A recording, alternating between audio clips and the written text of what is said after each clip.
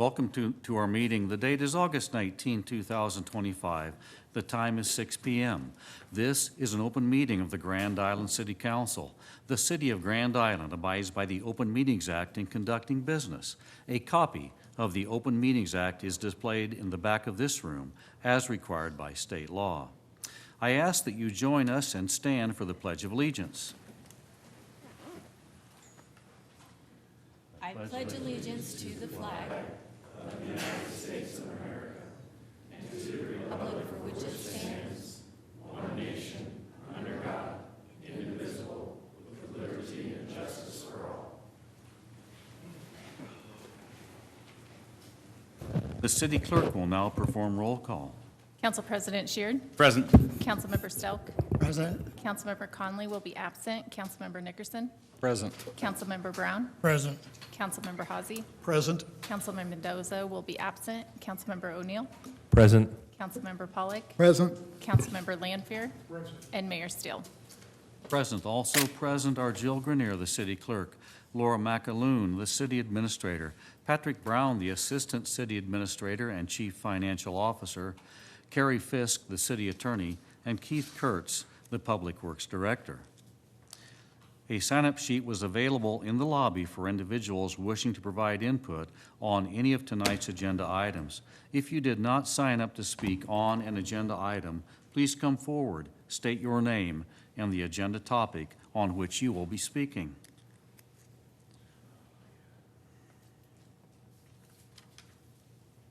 Thank you, Mayor Council. Gerald Pools, 5A. Thank you.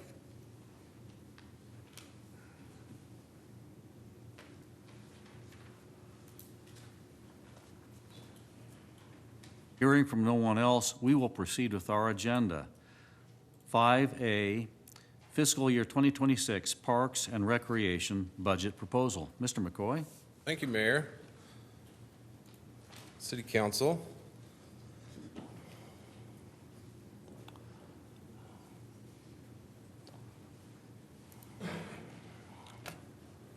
Get to my slideshow here, sorry. Okay, just going to start off with a little background.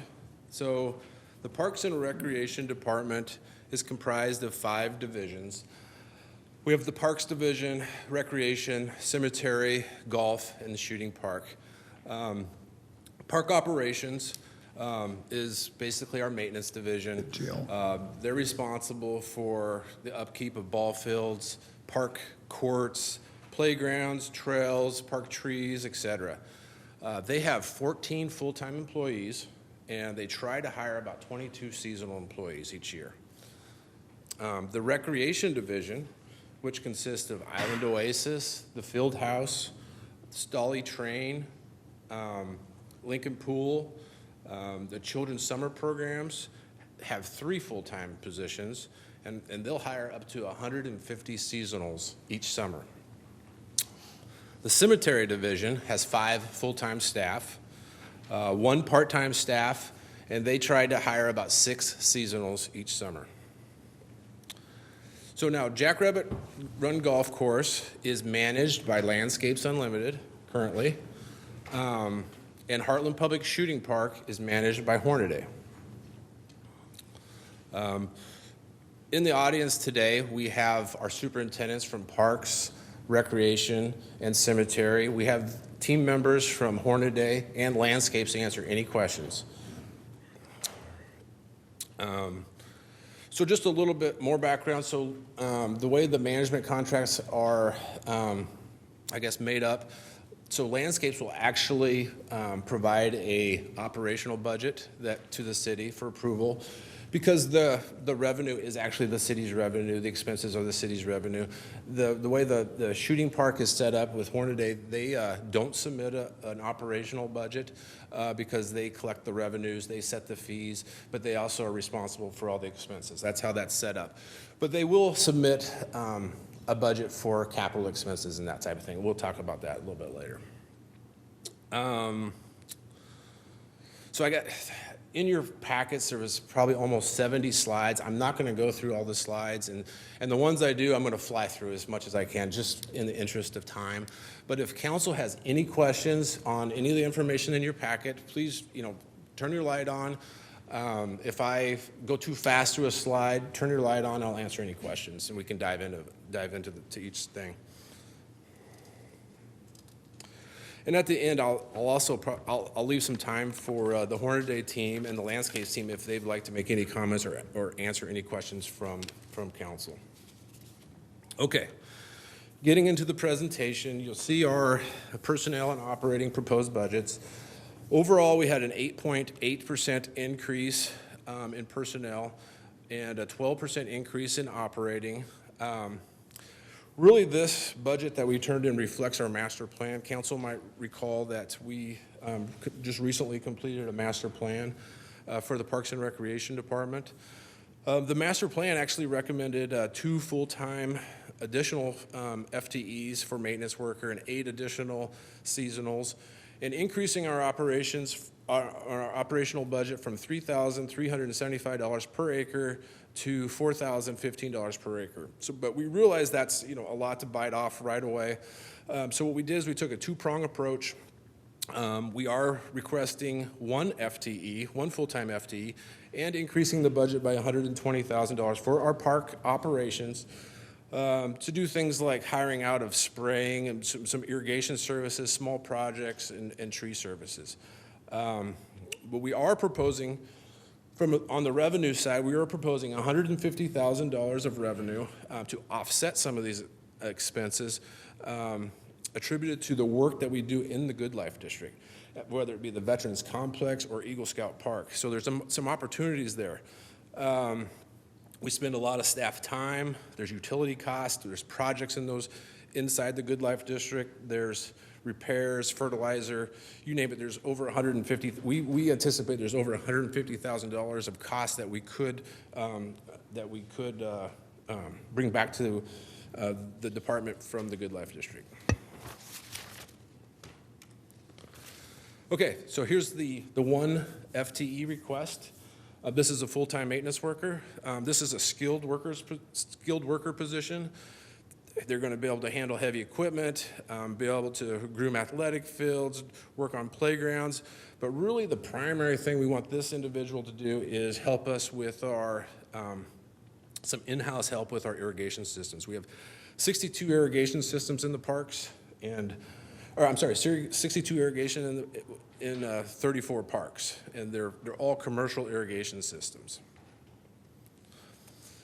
Just some recent projects. I'm not going to go through everything, but if you look around some of our park facilities, you'll see that we've been very busy these last few years. If you look at Ryder Park, Stanley Park improvements, some of our playgrounds, our shelters, it's really been exciting to see what our staff has accomplished, and honestly, our partners that we have in our community that have helped us make these things happen. So. Also, just drive by the skate park. It's pretty much complete now. We've got a little landscaping to do, but the skate park is done, very impressive. Drive through Stanley Parks. With those improvements are pretty much complete now. Okay, here's just a quick update on our 2005 projects. I'm not going to go through them all again, but we budgeted $6.8 million last year. We spent $3.3 million. And we're anticipating carrying over $2.5 million, and we'll have about $1 million being unspent from last year. Carryover projects. There's just 4 carryover projects. All 4 of these are really about ready to get started. They actually may be done by the time the next fiscal year comes, but we don't think we'll probably get the bills in until after October 1st when the new fiscal comes, so we're calling these carryover projects. Okay, so getting into some of these other projects, again, I'm going to go quickly through these. I feel like council has seen a lot of these projects a lot. We're probably going to talk again some more about some of these projects, so I'm not going to dive into them too much, but if you want details on anything, please ask. I don't know if it's good timing, bad timing, the stars aligning, whatever you want to call it.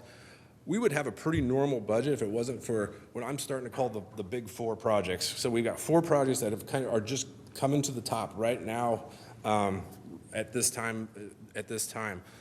It's the Island Oasis project, it's the South Locust Trail project, it's the Ryder Field project, and the Stanley Train project. So those are four projects that we've been working on for some time, but they're all coming up now.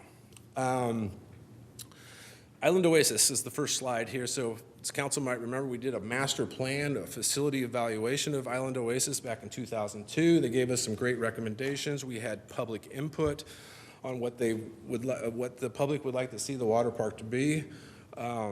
In November, we hired Water's Edge to give us a design of this renovation project. Kyle with Water's Edge was just here and talked to council in June, presented the renovation plan of separating the wave pool from the leisure pool, new children's area, splash pad, putt-putt golf, and then a plan to also just some areas where we can actually keep the water park open longer so we can add some revenue in kind of that shoulder season. The design is now complete of that. We've completed that design and we're just about to go to bid. The Ryder Baseball Field project. So this is actually about a $3.7 million project. Again, we have some private money. Council may recall a group of baseball stakeholders, American Legion supporters, approached City Council, gave a presentation to renovate the Ryder Park baseball field. Again, I won't go into the details of that project right now today, but the design is complete. The project has been bid, and we are just waiting to award that bid. The Stanley Train area. Again, just like the Ryder Park baseball field, we had a group of enthusiasts come to council, gave a presentation on a project to renovate the Stanley Train area. The design is almost complete. It was paid for all by private dollars, that design. We're going to bid it soon, and again, let me know if you want any details on any of these projects. So the South Locust Street project. So this one's currently in design. The connection would go out to Camp Augustine, would start at the diversion along South Locust. Talking to Public Works, this might be more of a $6 million project. I have maybe an older image here, but the current design is to just go past the I guess what's the North Bridge. So we wouldn't have two bridges in the current design. So it would be, we think maybe more of a $6 million project. So that's the big four. So the other big one on here is the Pier Lake trail renovation. This one, I was going to talk to you a little bit about. This one could slide this year because we're still trying to study what we want to do here. I'll just point it out here. There's some erosion happening kind of along this seawall right here. It's hard to see, but it's starting to collapse a little bit on the trail. So we're going to need to do something here in the near future. But again, it may not get done this year, but we'd like to get it started, at least getting some of the study done or some of the study figured out. We may actually move this trail a little further, away from the lake's edge, or we may do some regrading of the slope to the lake. So we're working on that, but we did put a pretty sizable number there just to kind of cover us. So again, I'm going to go through these pretty quickly. East Fadley Irrigation System, which is this is a small park just east of the old St. Francis Hospital. The irrigation system's just failing, and we need to replace that. Mr. Hossie has a question. Todd, back on Pier Lake. In prior years, we had some issues where only one of the three fountains were working. Has that been fixed? Yep, we have two fountains and an aerator that are all working right now. Okay, I thought there was three at one time.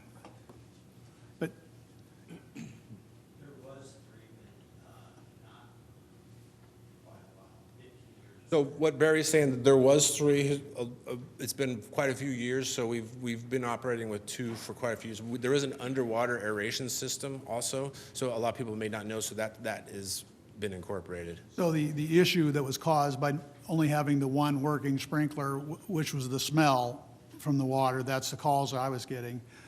Has that then been remedied? I'm sorry, what was that question again? So I used to get calls regarding the smell coming off the lake, but it was because the fountains weren't all working. So has the smell been taken care of, that problem? We have not had any phone calls on smell for a while. I think, obviously weather plays a big part of it too. This has been a rainier year, and so it hasn't been as, the water's been moving around a little bit more. But we have two of those fountains that are working, and the underwater area we have not had complaints. Okay, thank you, Todd. Yeah. So greenhouse renovation of $91,000. This is just some structural repairs, some trusses, columns, base plates. We want to replace the temperature alarm system and update some planters.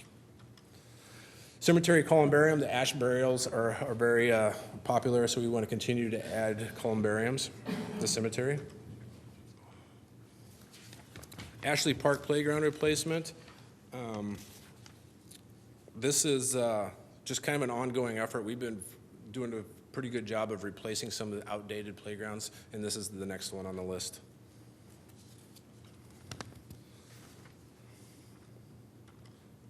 The Lincoln Pool diving board is a smaller project. It's just to replace some pedestals that are just needing to be replaced at Lincoln Pool. The parks contingency, that is just a fund that we used if we have any overruns, change orders, unexpected projects, so that just gives us a little more flexibility. Park roads and park updates. This is, again, kind of a placeholder. We want to keep updating and repairing our parking lots and our roads in the parks. The park that we kind of have earmarked for this year is Ashley Park. Picnic shelters, again, we've been replacing picnic shelters as much as we can, just to keep them updated. We will do 1 or 2, depending on the size of the picnic shelter, and depends on the price we get, honestly. And we are looking at Eagle Scout Park for picnic shelter replacements. Again, tennis and pickleball court renovations. This is something that's kind of an ongoing thing. We did Beekler Park last year. We did Stanley Park again 2 years ago. And we are looking at a renovation at Grace Abbott Park this year. Trail development, we received a grant, a federal grant for the West Connector Trail. Council may remember this. This is just a long process. It's, I want to say,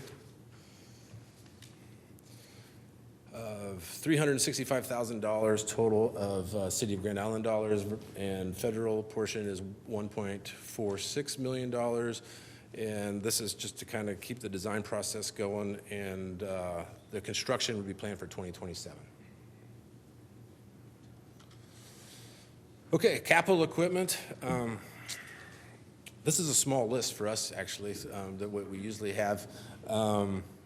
I don't really have anything the only thing I might point out is we have a turf tank robotic line painter, which I thought brings us into the 21st century with some of our, just to try to help be efficient with some of our workloads, so that the painter can actually do soccer fields and baseball fields, and it's not like walk away from it. You still have to babysit it a little bit, but you're going to have some time maybe to go work on that irrigation head, or go groom a field and that type of thing. So we want to try this to try to develop some efficiency. No, you can't see this list, so I'm not going to spend any time on it. But it's in your packet. It's our 5-year plan. It can and it will change, but again, it's in your packet. So if there's any questions.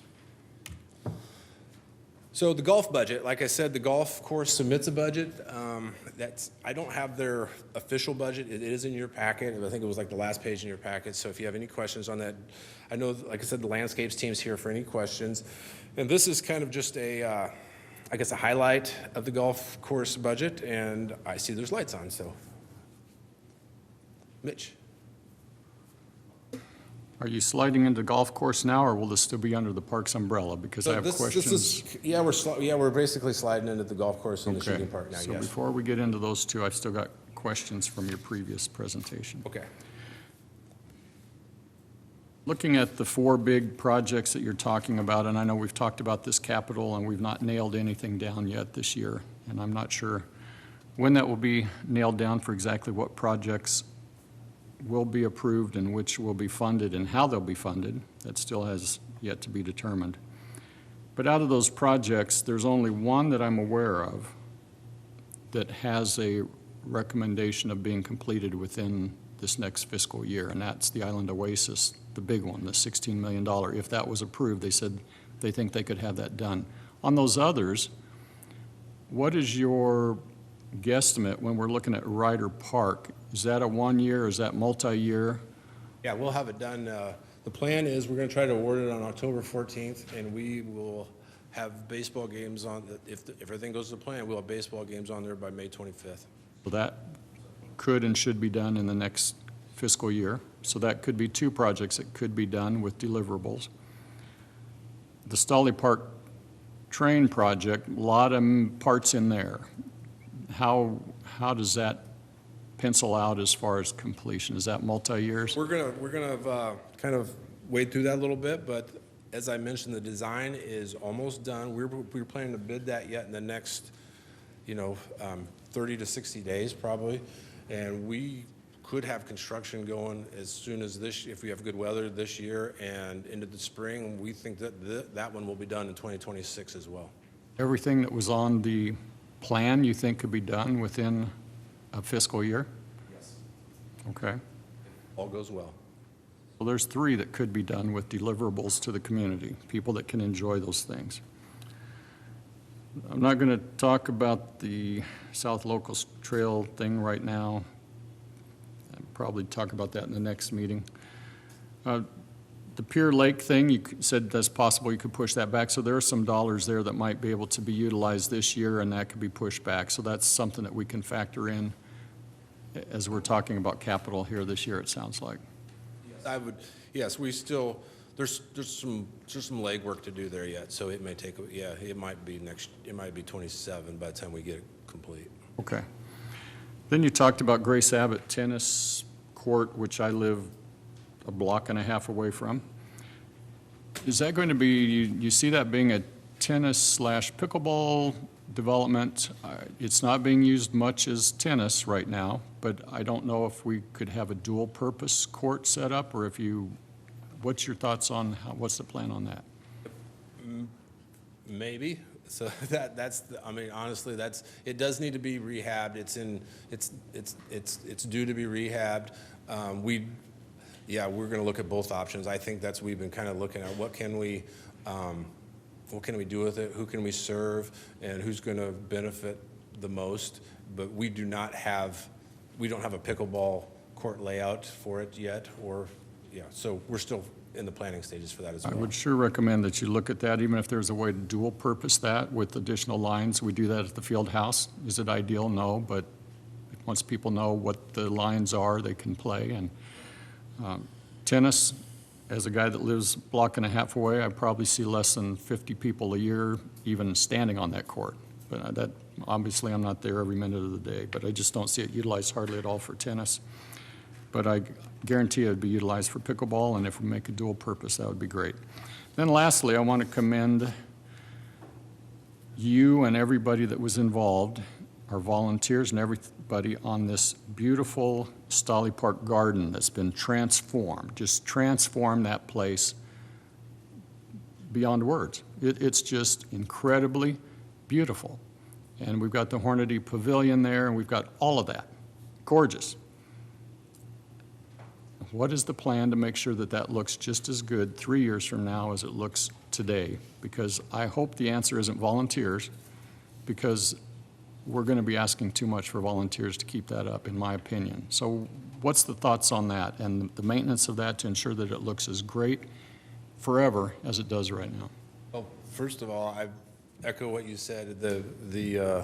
And again, that's why I mentioned at the beginning, the partnerships that we've had with some of our community, leaders, organizations has been amazing, and that's why we have something like that. The Friends of the Park, this wouldn't have happened without them, and donors, of course. So yeah, it has been a partnership, because our staff's been down there working side by side, and it's just been fun to see.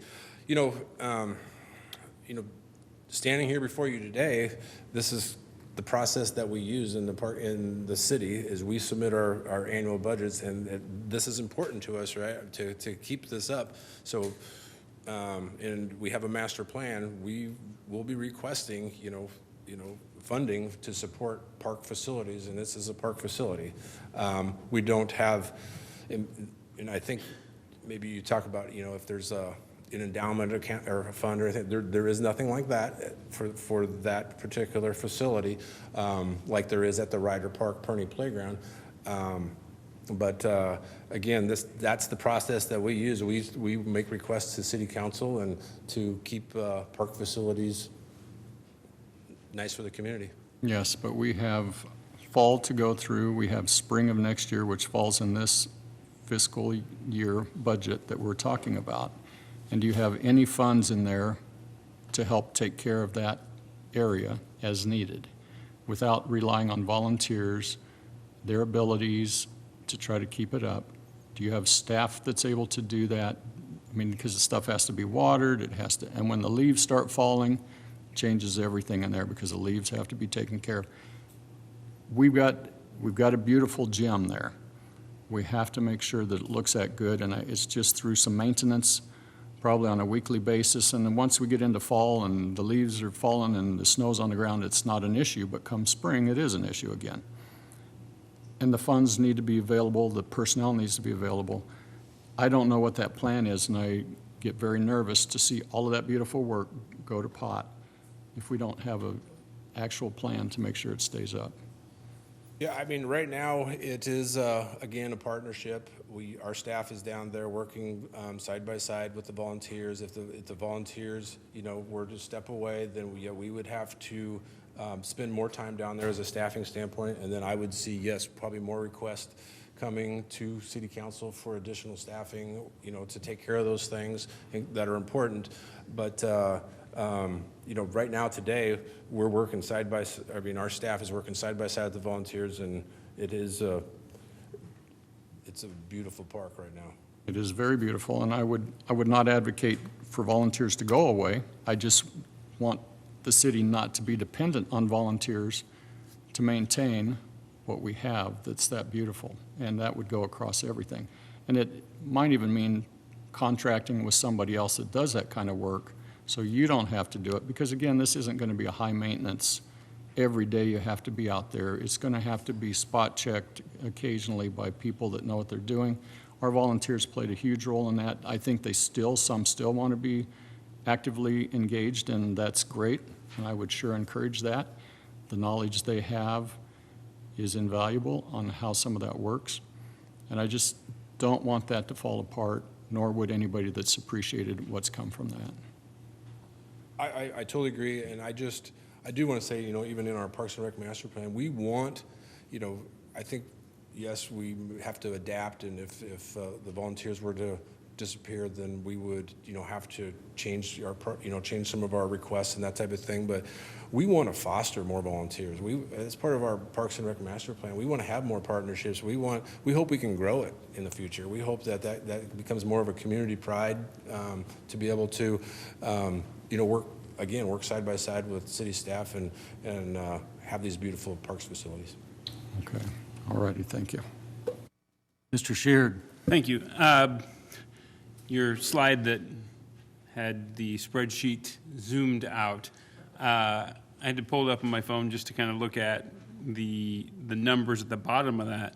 So those numbers for the budget for 26 for those of us that can't squint that much, it's $32 million. And then it drops to $3 million in next year's budget, 2.7, 2.7-ish, 2.6 and change. This is with the 15.9 for the Island Oasis. But we know that we've talked about doing that potentially as bonding that and doing some different things. How much, Patrick, maybe you're the one to answer that.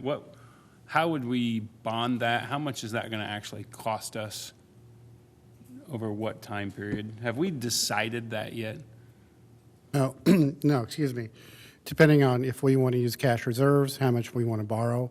In this particular asset, I would, if we borrow, depending on how much we borrow, I'd go up to 20 years because that would be probably the life of it. We're going to talk about that more Thursday. Yeah. Correct. Okay. I guess my question for you then is, there's not, I mean, relatively, after this year, as you said, the stars are aligned, we drop from 32 million down to 3 million. Are you anticipating any more at all in these next 4 years? I mean, like I said, this would have been probably a normal budget year if it wasn't for the big four coming into, like I said, alignment right now. But you never know. I mean, you never know what project comes up. You know, sometimes it's a priority of, you know, the community that kind of brings it to the top or whatever. But right now, I don't have anything else sitting on my desk. These 4 projects are really what I have right now, the big ones. And I guess just to echo something or rephrase the question maybe that Mitch asked, can you get all 4 of those done in a year? Plan. All 4 of them? That's the plan. I think, so I honestly think our friends from the Public Works Department is going to help us with the trail. So I think that's going to take some, that'll help with that. The ball field, the baseball field, like I said, it's going to go fast. And I think so that'll be quick, and then the Stolly Park will probably be a little longer. So yes, I think we're in good shape to be able to handle them all. And then with the writer, whatever happened the last meeting when we talked about that, the bid you have, are you confident that that can still go out in October when we've pushed it back, or are you going to have to rebid? Are you behind? Is that going to?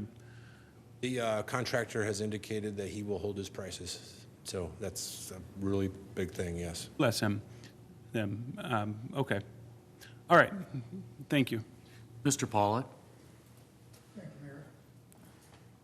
Todd, not a knock to you, but we've got 3 projects in the fire now that need to be done. One of them's the trail to Camp Augustine. The other one's Ryder Park. And the third one is the one that's been kicked down the road so long that I almost remember when it was a plan, is the water park. And that's, you know, you're looking at probably 23 million with those 3 projects, if we do the water park the way it was suggested. Now, the only reason that the stars lined up for you is because we probably gave you the money, would be my guess, for your capital projects and stuff. But we need to sit down and figure out what we're going to do instead of kicking the can down the road on all these big projects. It just, and the 5% a year growth on some of them is a lot. You know, we're up to over 15 million now on the water park, and it didn't start out that much. So I'm not ditzing you, I'm ditzing the council. We need to sit down and work on this. Otherwise, next year we're going to be at the same place we were this year and the year before. I remember going through the same thing with Chuck probably 8 years ago. So, you know, we need to sit down and figure out what we're going to do instead of just kind of talking and kicking the can down the road. It might be painful and we may have to bond it, but it needs to get done so we can get on these little projects. That's all I needed to say, Todd. Thanks. Mr. Lanfear? Couple of questions. In the paper that you talked about, you mentioned closing down these little recreation areas around town. Is that still in your master plan? I hope not, because that serves the very youngest members of our town. No, not really to shut down. Our plan is to try one. We're going to try what we think is a select, and we really need to. We'll need to figure that out for this spring. So that's something we'll do this winter. But our plan was to just plant the bottoms of them with more of a, native grasses and that type of thing. And so not as much mowing. And our plan is to do one. And quite honestly, if it doesn't work out, it doesn't work out. We won't do any more. And so we just thought we could try one and see how it goes. Okay. Second, the South Locust Trail.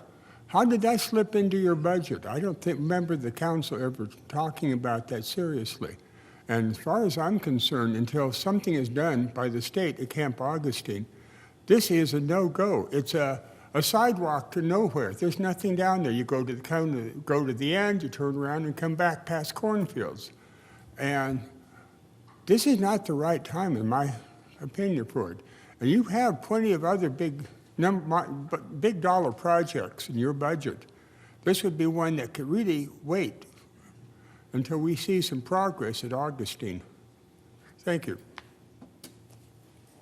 Mr. Hawsey. Thank you, Mayor. Todd, I'm actually up to your current slide. So we were talking about the golf there, and one thing I can tell you, because there's a 5-year view in front of us for the golf, it's good to have the positive trending for the rounds. The revenues has a positive trend. But the one chart that I couldn't see even in my packet, I couldn't see it. So is capital for the golf course. I know that we've had irrigation problems off and on, and I think maybe there's still some more going on. Is there capital for the golf course this year? So next slide. The capital for the golf course is tree removal, planting, a carryover for the maintenance building and roof replacement, and a cart path repair. So that is the capital request for this year. Okay, if you had an irrigation problem, and maybe you can answer if we do or don't, maybe landscapes can, where would that come from if you didn't have it here? From an irrigation standpoint? Yeah, because we've had a case where I think it was, $300,000, a decade ago, where all of a sudden we had a major problem with the irrigation system. Those things are big dollars when you have, the land the size of a golf course. So if we did have an irrigation problem and it needs major fix, where does the money come from if it's not here? Well, it ultimately all comes from the city. So if we did just an operational repair, if they had some repairs that they would do to keep it up, then they would just be operational repairs. And again, those would be city funds, or a capital project. If you were going to replace the system, say, or what have you, then that would be a capital project that we would put into the capital budget. Yeah. So if it did happen, could they use your $100,000 contingency? Is that what that would be for? Potentially, if needed. I don't know that. I guess I don't know the scope of it for sure, but yes, potentially that $100,000 could be used for any project, honestly. Okay. Yeah. Thank you, Todd. So the shooting park is the other one. The Heartland Public Shooting Park. We've recommended $47,000 for a drainage solution for the trap and skeet fields. $58,000 for new sporting clay loop enhancement, and then carryover items from the house, trap and skeet field, and shooting bay projects, totaling almost $370,000. But at this time, if there's no more questions for me, I might give an opportunity to the Hornaday team and the landscapes team, if just in case council has questions for them. I was going to make a special note. I know the shooting park, the Hornaday team had given us a request to renovate a storage building. It was a $390,000 request. It's in your packet. We were looking at that to be in part of our 5-year plan, but I think Jason's here. He can probably talk to you more about that. I know he was hoping for that to be sooner than that. So it's in our 5-year plan, but it's not in this plan. So, and again, I think Jason's here. He can talk. He can talk Mr. about that. Stolk Any has a questions? question. Thank you, Mr. Mayor. Todd, I have a suggestion for you, for you and your staff. The last couple of months, it's come out with a study that there's like only 1 or 2 parks west of Highway 281. My suggestion for you and your staff is to consider the new subdivisions that are being developed and take a proactive approach and get an option to buy some of that land or buy some land for future parks. You'll save a lot of money that way before the values really go up. But that's just my thoughts on future development and being proactive for it. Sure, thank you. What's your thoughts on that? No, I totally agree. That is one area that we're targeting. We do own, the city does own some land by the fire station, the emergency management building, kind of by the middle school there. So that's a potential park space that's to the west that we're hoping to develop in the future too. But yes, good point. Thank you. I just hate to see the can kicked down the road and us not doing anything, especially when we're growing the way we are. We should look at the parts of the city that are underserved, and that's where the development's going. Thank you.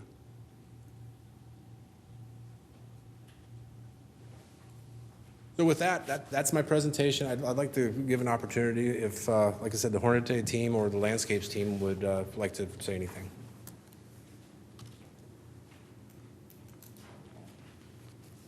Jason, do you want to come up? Okay. And then council members, just use your speaker button, not your lights, so we can keep track of the speakers. Thank you. Hi, everybody. Thanks for taking the time. We appreciate everything, and we appreciate the opportunity to run the shooting park. The big joke, as you guys probably have all heard, that's what happens when my dad goes to meetings unattended, and we are thoroughly enjoying that opportunity. We did have a meeting late yesterday with Todd and Laura and Patrick, and the slides didn't have an opportunity to get corrected. The sporting clay loop enhancement is actually $97,000. That is something that started under the city administration. And that was part of a 4-H request, so I just wanted to correct that. We'll get you guys all corrections. The trap and skeet drainage was $47,000, and then the storage building, just for clarification, is a World War II building that we are concerned about.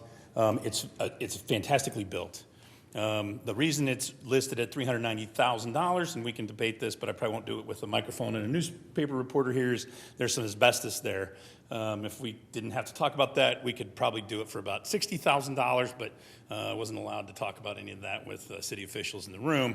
But we're not sure that it's going to make it through another season, and the way we're looking at the park is this is our asset as a whole, and really what we want to do is we want to get all those deferred asset issues that have been kicked down the road for so long up to par.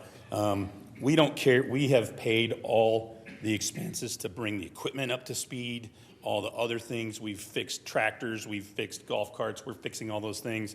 We bought a shed that, should you kick us off, we can actually take the shed with us, but that's where all the golf carts will be parked, all those things.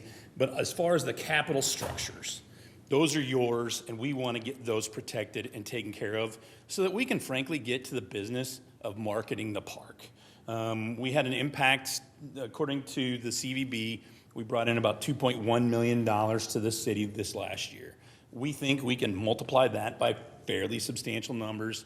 We're a pretty good marketing organization, and we truly like doing that.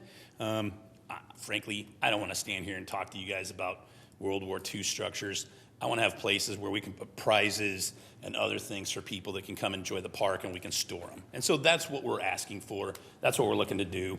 We do have a 5-year plan that we plan on putting in front of you. And frankly, this is our second go around. Last year we really knew when we did this budget thing, If you come out and see what we've done, man, the place looks great. Even I got a wow from Laura yesterday when she came out there. I think Patrick was impressed. But if you come out and see it, it looks like the old skeet club used to on 281, which was just beautiful. It's green. I don't know how many trucks of white rock we've put out there. We've got over 200 gallons of paint and stain. We've paid how many high school kids? 13 kids every summer just to come out and paint because they can't drive because HR regulations won't let them drive golf carts and lawnmowers apparently. So we put them to get to work painting. So those are our asks. We're not trying to be greedy. We're not trying to be overreaching. That's what we're looking for. We appreciate your consideration. I turned it over. If you want to ask financials, Carla's here. If you want to ask operations, Tom's here. And really, Tom is the guy, boots on the ground. We appreciate it, but really, we are enjoying this opportunity. If you have any specific questions, happy to answer them. They're the ones really doing the work. But that is our logic, is we want to protect your asset, make it look good, so that we can actually run the park and have people out there shooting and bring them to Grand Island. Thank you for being here. Your Thank you. being here and your presentation, I think, gives all of us great confidence in your management ability. I'm never letting my father come to a city council meeting ever again. Thanks. Tom or Carla, did you want to speak or just answer questions? Just answer questions, ma'am. Okay. Let's see. Mike Osberg, did you want to speak?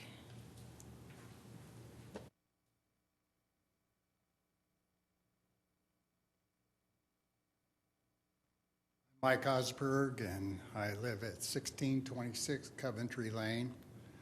And first thing I have to admit to you, I'm a golf fanatic.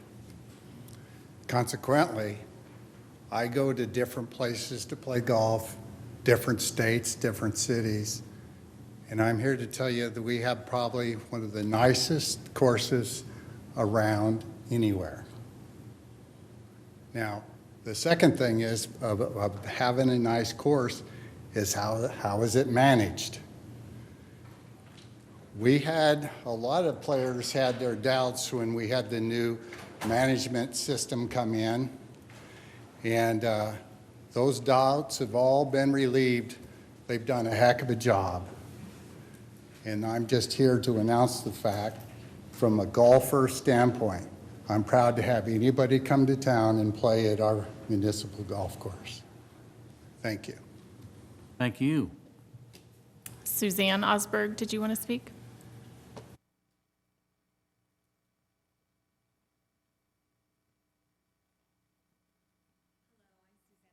I live at the same address that my husband does. And I appreciate you letting me even speak. I want to compliment Todd McCoy because I've had a garden on Sioux Lake for 35 years. And I've done this garden. It started with Ken Gannott. I used to teach at Wasburn Gates, and he wanted us to do a garden. Kim Dinsdale wanted us to do it with, so we said we could do it because we had this area right in front of the lake that we live. And I'm telling you, we have burn survivors, we have from veterans homes, the veterans, wounded people coming from the wars. We've got different, all those years, cancer survivors. That lake is walked around like you wouldn't believe, and they admire the Wolfs. The Mrs. Wolf just died this week, but the Wolfs and I have a garden, and it's kept up. And if I ever need it weeded, I give Todd an email. You've got great messaging, and he came right the next day around the area, or if they'll pick up my weeds because it's the cities that owns it there. But I think it's really important that we keep up these small areas. Now, the president, I've been a teacher and a sub my whole life, besides doing many other things, but I think the presidential ward's going to be started again, and I ended up being asked to sub PE a lot. And a lot of the kids anymore can't get around the fields in enough time, you know. They are needing a lot of exercise. They're doing a lot of time on the phone. So maybe you could incorporate some of these parks and some of this area with fitness goals on timing areas, and they do sit-ups, push-ups, pull-ups, and they have to run, and that all has to be timed. They're bringing that back in So that would be so good, because fitness is, I walk. I'm one of the only people that walk, and I'm old. And I love my course. Now, getting to the golf course. They do an absolutely wonderful job. And I just saw Diane Rusi come in. She does a wonderful job. And so she asked me to sub. I count, I do the state golfing for counting both girls and boys, but I thought our city course did a fabulous job, and I talked. A lot of people told me how wonderful the course was, how great it looked. They loved it from all over that were at the course for the city golf this year, and it was beautiful. So I think it's a vital, bright, happy place. They're always happy to see everybody. It's a great place for exercise, and it's a great thing that you're doing.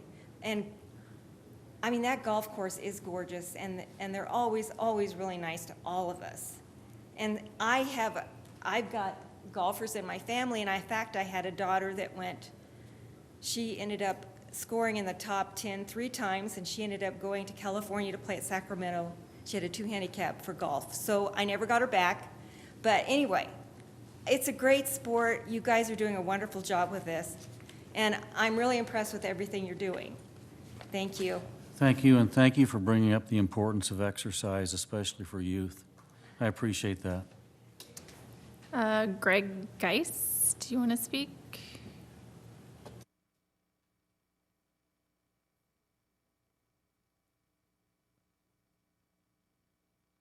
My name's Greg Geis. I live at 1016 South Shady Bend Road. I'm the past president and current board member of the Grand Island Men's Golf Association. So we've been working with Landscape since they came to town and took over the golf course. As a Grand Island Men's Golf Association, we think they've done a great job the last 5 years. The course has been recognized as most improved. Anybody that's been out there sees the course is in better shape, the building's in much better shape. So I'm just curious why we're not extending their contract another year, or why we're looking at proposals for others. As far as we're That's part concerned, of they're doing great. our required competitive process. Is it? Yes. Okay. But, I just speak for our members, and we're very happy with the way they're running the golf course. And so, thank you. Jared Pulse.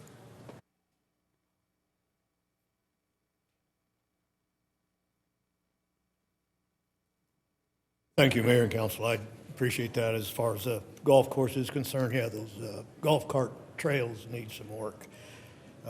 You could remove more trees instead and plant fewer and save a little money that way, too. Just kidding. But based on just some of the other issues, the big four.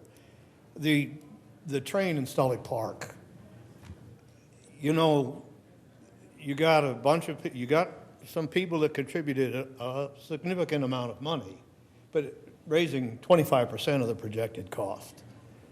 Then the taxpayers will foot the rest of the bill. One of the things that when you're elected to represent the people, if you asked, I think, per person, they would all say, reduce property taxes. And the only way to do that is to cut spending. Now, this train is a wonderful idea. I'd like to see the little kids screaming through the tunnels, and I know there's some contributors that would love to see their name in lights on various features of this train, but this is really something that needs to be pushed down the road. Just kick the can down the road. This, considering where your spending is right now, this is outrageous. And I haven't even got to the Island Oasis Park. You've got $3 million for regular maintenance. If you put $15 million into a facility that is open for 90 days a year? What kind of economic sense does that make? What will your maintenance charges, what will your maintenance be? What will that cost? What will maintenance cost if you go to this $15 million water park? And I know you've tried to extend the season with, we'll have a putt-putt golf course or something, but it really, this is an outrageous request. It's nice, the little kids will love it, but the little kids don't pay the property taxes, okay? And so I'm saying this is an item that just, sorry, this just is not feasible economically. We got, the trail, and I was really happy to hear someone call it a trail to nowhere. You don't have a camp there yet. And so what's the point? You know, these are things that can be pushed down the road. There's savings there. And the Ryder Park field. Can you imagine being an outfielder on artificial turf on a day like today? You've got, and part of it is you got $1 million in engineering fees. It's like you got grass out there. You're going to say, what, 2 days? You maybe get rained out 2 days a year. And you want to spend it'll be more than $4 million to renovate, to put artificial turf. The Major League Baseball stadiums, there are only 5 of them that have artificial turf. The rest are all natural grass. You know, it's like somebody is, what's the term, selling you a bill of goods? And I really think you need to reconsider all of those expenditures and let's be reasonable about this, and none of those are. Okay, thank you.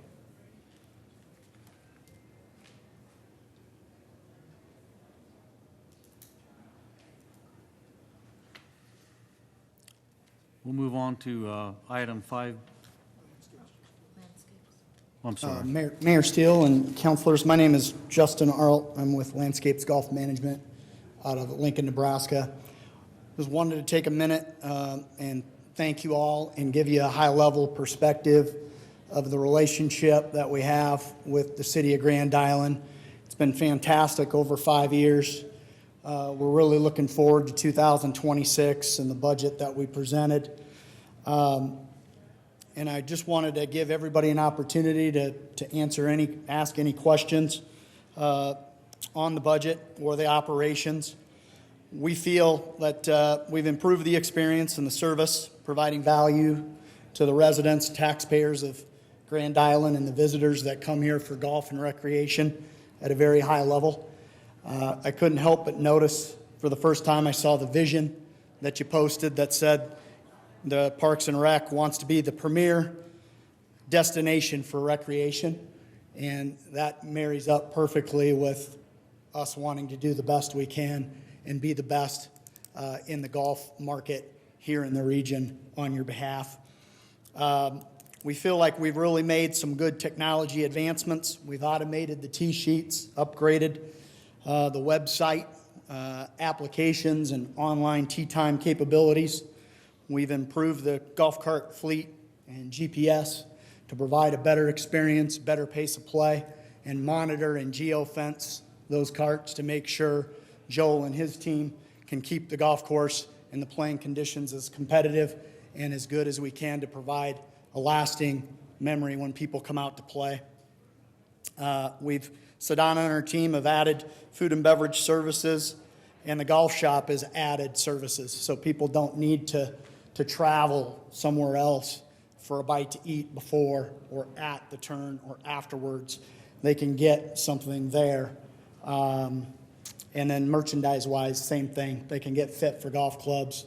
They can get lessons. They can buy a shirt with the Sense of Pride, with the Jackrabbit logo on it, so on and so forth. And then last but certainly not least, we've improved the golf course conditions and the playing conditions to levels that you heard tonight with people that are very proud to bring family and friends. And business people are very happy and more than happy to bring their folks out and entertain them at the public municipality of Jackrabbit. As you saw in one of the slides, we've had a 5-year run of 20% increase of play, which is outstanding. We expect that to continue in our tenure. And that slide also showed the roughly $500,000 improvement in top-line revenues that helped to improve the golf course and the experience. So with that, I'm happy to answer any questions anybody might have on behalf of the Jackrabbit team, Todd, and Landscapes Golf Management. No one has indicated they have a question. Thank you. Thank you for your presentation. My pleasure.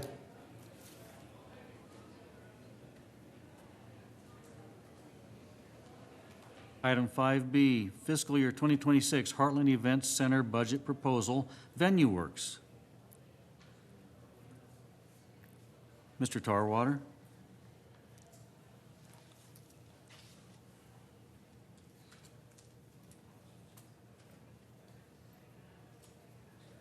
Up, do I have to hit F5? Thank you. And first I want to say to Mayor Steele, city and council members, thank you for having me. Always an honor to be here. I also want to say thank you for Stanley Park, and Todd, you as well. When I moved here in January, I intentionally got a house right there across from Stanley Park, and I walk there twice a day, every day. I've seen every improvement. I've seen the Hornady Plaza go up. Absolutely worth it to me from a city patron, just so you know. It's wonderful. My dog loves it too. Real quickly, and this is Chelsea Steinke, our Director of Finance with VenuWorks, and I'm Kyler Tarwater. We'll run through our quick budget presentation real quick, and if you have any questions, of course, let me know. For building rent, basically the rent for the arena and the conference center, $294,850. Contractually obligated revenue, naming rights, premium signage, display, print advertising, event sponsorships, pouring rights. We're budgeting $400,986,000 next for this coming year, this coming fiscal year. Reimbursed event expenses, $406,319, with a food and beverage revenue of $1.1 million, roughly. Other revenues include ticket merchandise, fees, et cetera, of $21,265,000 for total revenues predicted to be $4,366,603. For expenses, of course, cost of goods sold, a huge portion of that at $1.9 million. Personnel costs, $1.4 million. General administrative costs at $63,000 and some change. Occupancy costs of about $500,000. Services and operation costs of just shy of $200,000. Event expenses at about $500,000, a little over $500,000, and food and beverage expenses at about $131,000, for a total expense of $4.8 million. And in summary, revenues of $4.3 million, with expenses of about $4.8, with a loss of about $500,000. The owner-operated investment, the hotel occupation tax, with the $500,000 brings us to a net income of roughly even. We're a little shy. Of course, these are just estimates. So that's what we're looking at for our budget for 2026. Mr. Nickerson has a question. Yes, got a couple of questions for you here. First of all, the food and beverage revenue projection, you've got that over $1 million. Is that based on current sales you've seen, or how did you arrive at that number? Do you feel comfortable with that? I'll let Chelsea speak to that a little bit too if we want to. So for the events that we've had so far, I took an average per cap from those events to estimate the per cap that we applied to the budget. So we finally have a little history. When we came in, everything was based on estimated costs of what we knew from other places, estimated expenses, estimated revenues. Now that we've had a 9-month window on what we do here, we've taken some averages and some extrapolated numbers to figure out, okay, now we're zeroing in on what our real numbers look like. So this year, it's still a little bit, we've only had 9 months, so it's still a little bit of a best guesstimate. By next year, we should have some pretty strong numbers that are pretty identifiable. Okay, have you been able to introduce your kiosks and things like that you're wanting to do? Sorry, I couldn't quite hear The you. kiosks, I think you had like little ordering, has that been set up the way you wanted? They're called grab and go. We call them grab and goes. Okay, grab and goes. They're branded with Heartland Event Center on the side, and they've really, the real theory between our grab and goes, our bars, and our concessions is to alleviate some of the lines at the concession stands. So if somebody just wants a bottle of water or one quick Coke or a beer, they can go to that grab and go, grab one without having to wait in line for people that are ordering hamburgers and hot dogs and such like that. So it's really streamlined it, which, as you know, the more points of sale, the quicker you move people through, the more revenue we're able to generate. So we've been really pleased with that. And it looks a whole lot better now that we just got the stickers for the sides of that, and it sounds like a really simple thing, but it really does change it. Now it actually looks like a kiosk instead of just a couple of black walls holding off the Pepsi stands. So. Very, very good. The other question was, you were talking about naming rights and all that stuff. Are those all pretty well, I'm going to say, set in stone? Do you change from year to year to give other people opportunities? Are these bid over 5-year periods, 3-year periods? How does all that work into the revenue stream that you're looking at? It can change. Naming rights, The naming rights deals, usually we try to do 5 to 10 years, because when you invest the dollars to actually change the name, there's a marketing investment, there's a signage investment, it's pretty strong. So you don't want to change that every couple of years. You also have the problem, if you change every 2 years, nobody knows what to call your building, which we've all seen that in some places. Today it's, Stevens Field, next day it's Pepsi Field, and that's really not a good method for good sponsorship marketing. So the bigger the size of the sponsorship, the more likely it's going to be a 5 or 10 year opportunity. For a smaller opportunity like the suites that we lease out the suites, we do that on an annual basis. You can do it a 1 year, 2 year, or 3 year contract on the suites.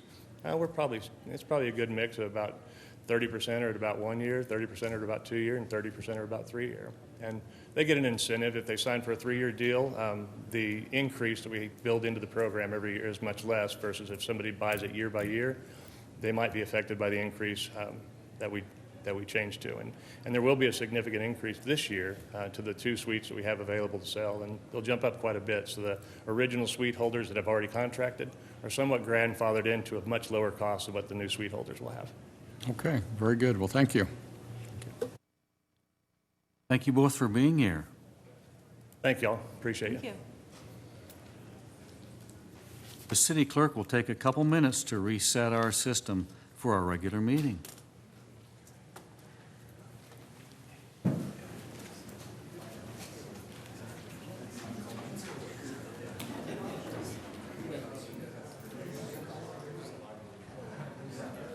How have you been, neighbor? How have you been?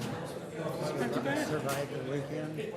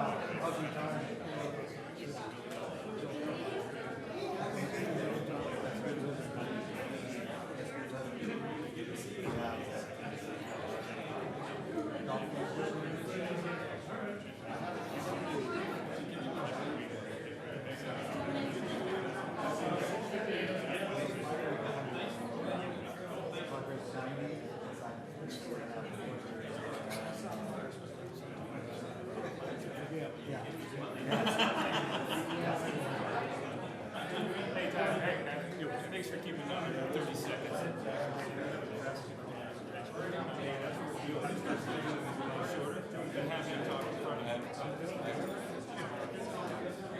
thank you.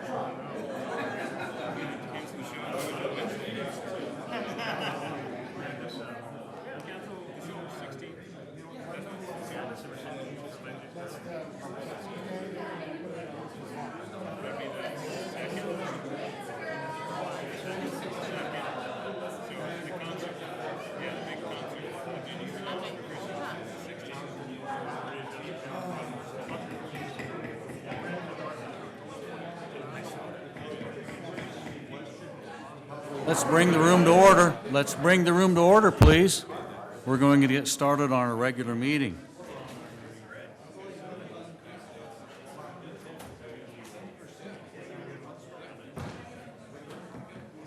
Everyone, welcome to our meeting. The date is August 19, 2025. The time is 7:08 p.m. This is an open meeting of the Grand Island City Council. The City of Grand Island abides by the Open Meetings Act in conducting business. A copy of the Open Meetings Act is displayed in the back of this room as required by state law. The City Council may vote to go into closed session on any agenda item as allowed by state law.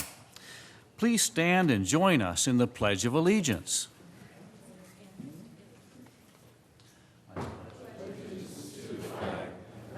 United States of America.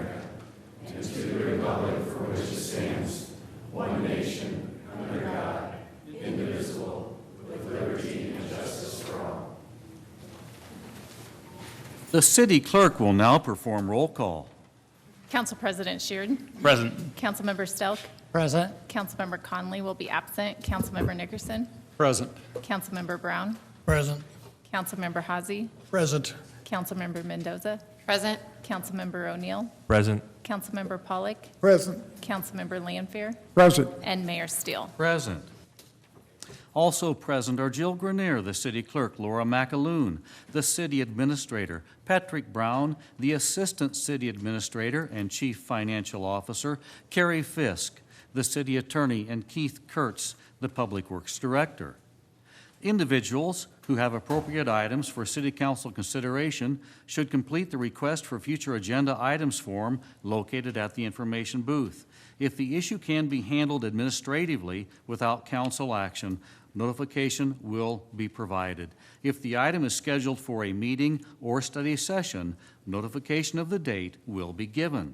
Council members, do you wish to remove any of tonight's consent agenda items? Mike has his light on. Remember to use your speaker button. Thank you. Mr. Pollock? Yeah, I'd like to pull up 7J.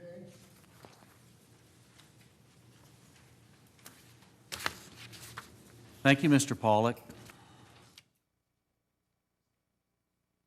Hearing no one else, we shall continue.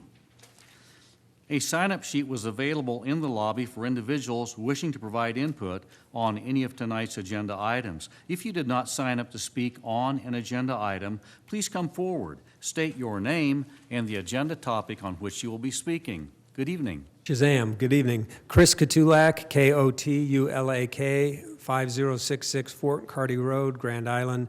Items 6B and 6C, the Camp Augustine items. Thank you.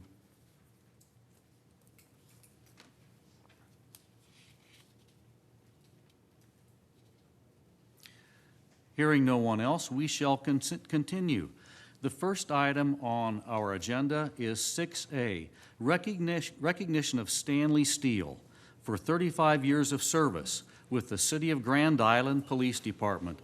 Ladies and gentlemen, tonight I have the privilege of recognizing someone who has dedicated 35 years of service to our city and to the Grand Island Police Department, Sergeant Stanley Steele. Now, I want to promise you there's no favoritism just because we share the same last name. Though I will say modestly, Steele stands for strength and commitment when it comes to serving the people of Grand Island.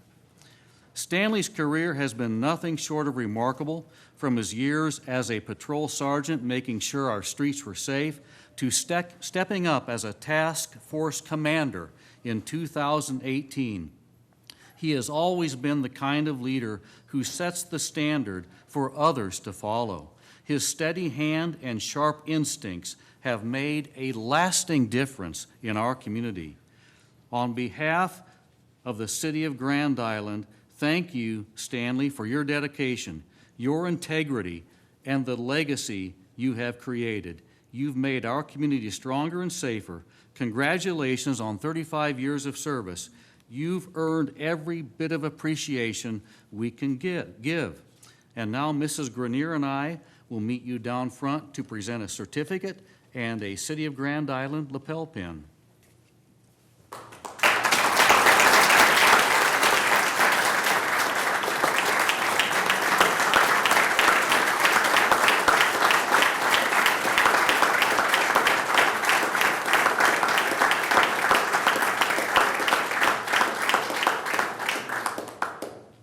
Stanley Steele, I have this 35-year service award certificate, which states, "We hereby express our sincere appreciation to Stanley Steele for your loyalty, diligence, and dedicated service during your tenure with the City of Grand Island, signed by me as mayor and by your chief, Kevin Denny." Congratulations, sir. Thank you.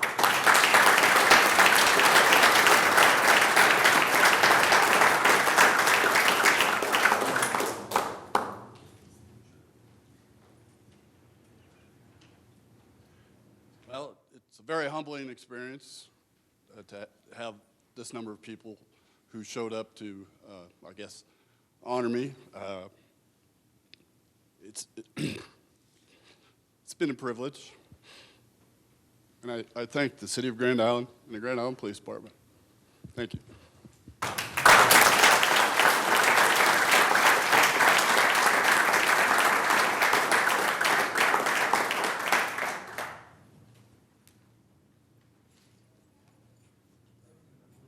Chief, you want some others? I have a couple of them. Come on, guys. There are officers on the streets.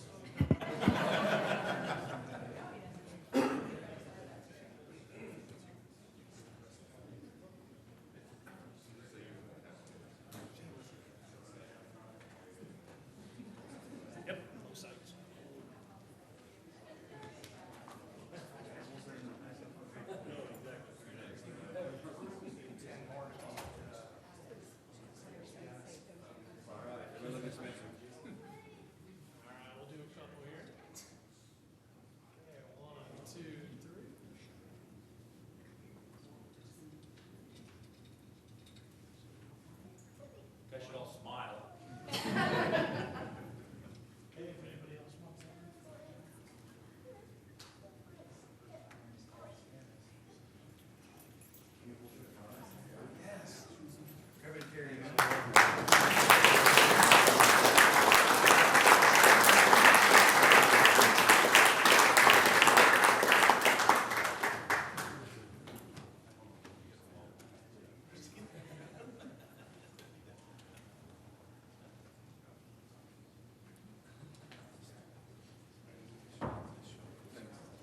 The respect for Sergeant Steele is demonstrated by all his fellow officers who came here this evening, and thank you all for being here.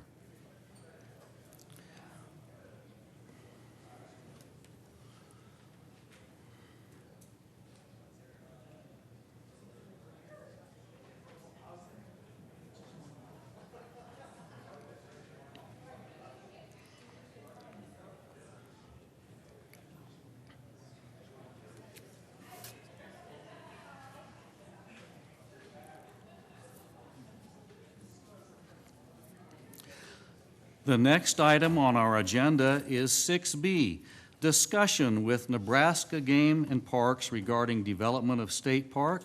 And Mrs. McAloon, lead us off with some background regarding this matter. Thank you, Mayor. City Council, Mayor Steele has asked that I provide you with a review of the role that Nebraska Game and Parks, sorry, my AI is talking to me, with the review of the role Nebraska Game and Parks has played to date with the city since we acquired Camp Augustine property from the Boy Scouts Council.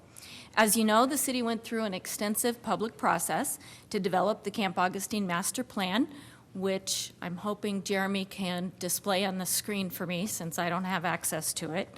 Thanks, Jeremy. We invited professional input from members of the Game and Parks Commission to provide input for recreational amenities to Big Muddy Workshop as they implemented the master planning process. Their extensive knowledge and experience in what makes a state park successful is reflected in the visual of the master plan. Their support and knowledge base helped the committee and Big Muddy refine the elements of the plan to provide for a strong revenue source in full-service RV hookups, laid out in a way that not only attracts visitors, but brings them back because they have a great experience camping at the park. In addition, their operational and visitor experience insights were invaluable to the process and are reflected in the master plan. As the city worked on the master plan for Camp Augustine, Nebraska Game and Parks continued its efforts to consolidate ownership of the land on the south side of the Platte River Channel.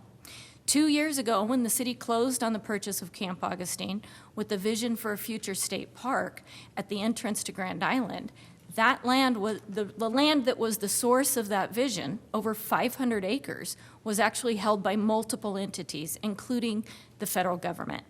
Game and Parks has worked diligently to consolidate the ownership of the southern parcels, and if you look at the county parcel map today, you'll see that all of it is now owned by the state of Nebraska.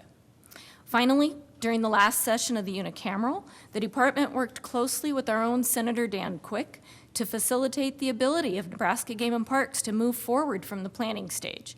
Senator Quick introduced and the legislature passed LR 17, approving the indication of intent by the Game and Parks Commission to consider incorporation of Camp Augustine, currently owned by the city of Grand Island, into the state park system, subject, of course, to the usual budgeting approval processes of the state legislature.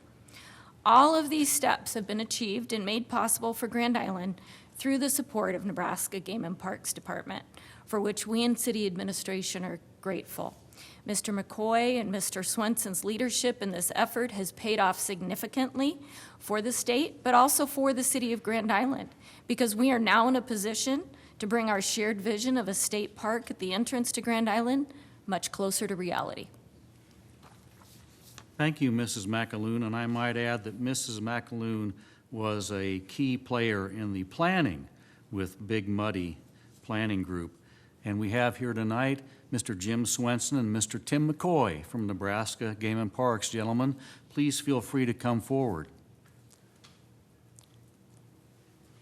I'll kick it off, and if there's any really hard questions, I'll ask Jim to answer them. No, I appreciate your time, and thank you for the welcome. I'm going to start just thanking the city of Grand Island. The actions you took to secure this property at the right time were very critical, because we weren't in a position to do anything. And then the vision that you laid out and the work you did with your community in the planning that went into the master plan, which I don't think is up, but that's all right. It's coming. Anyway, to really plan it thoughtfully and to think about it, making sure this is additive to the community. I think we're trying to get the master plan. We are.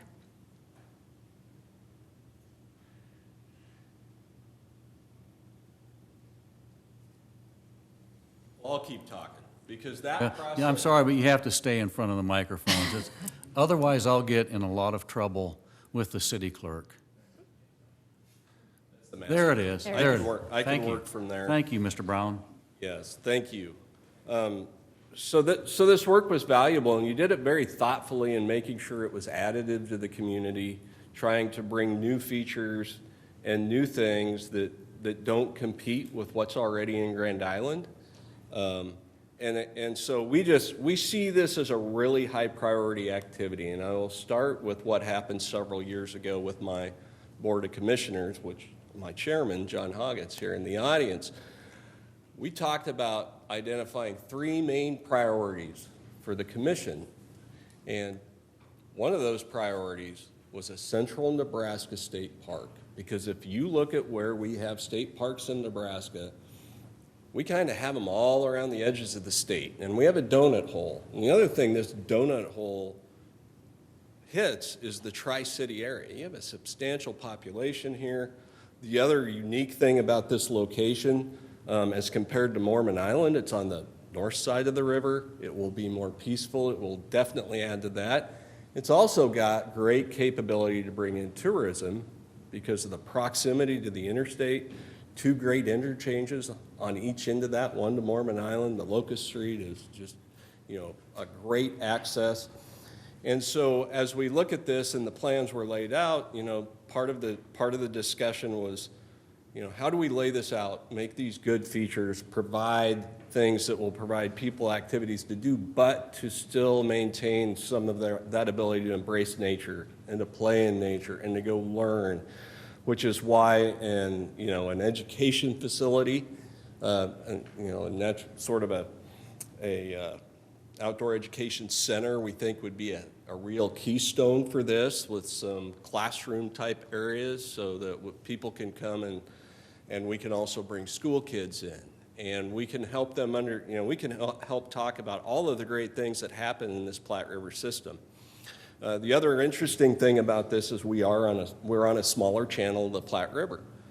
Now, from the standpoint of people getting to experience playing in the water a little bit, or floating when there's enough water to float a kayak or a tube, it just provides really unique opportunities here, and the ability of this to really tie into Grand Island.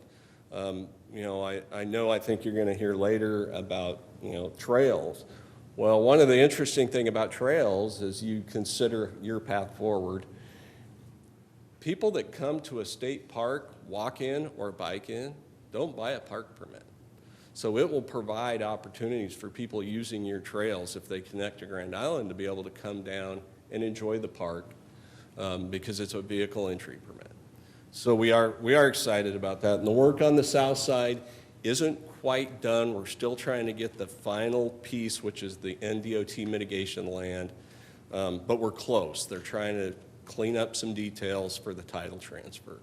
So we're really excited about this. That south side, because of how it, the previous ownership, what it's been used for, not a lot of, really not development. But the north side is just such a unique landscape.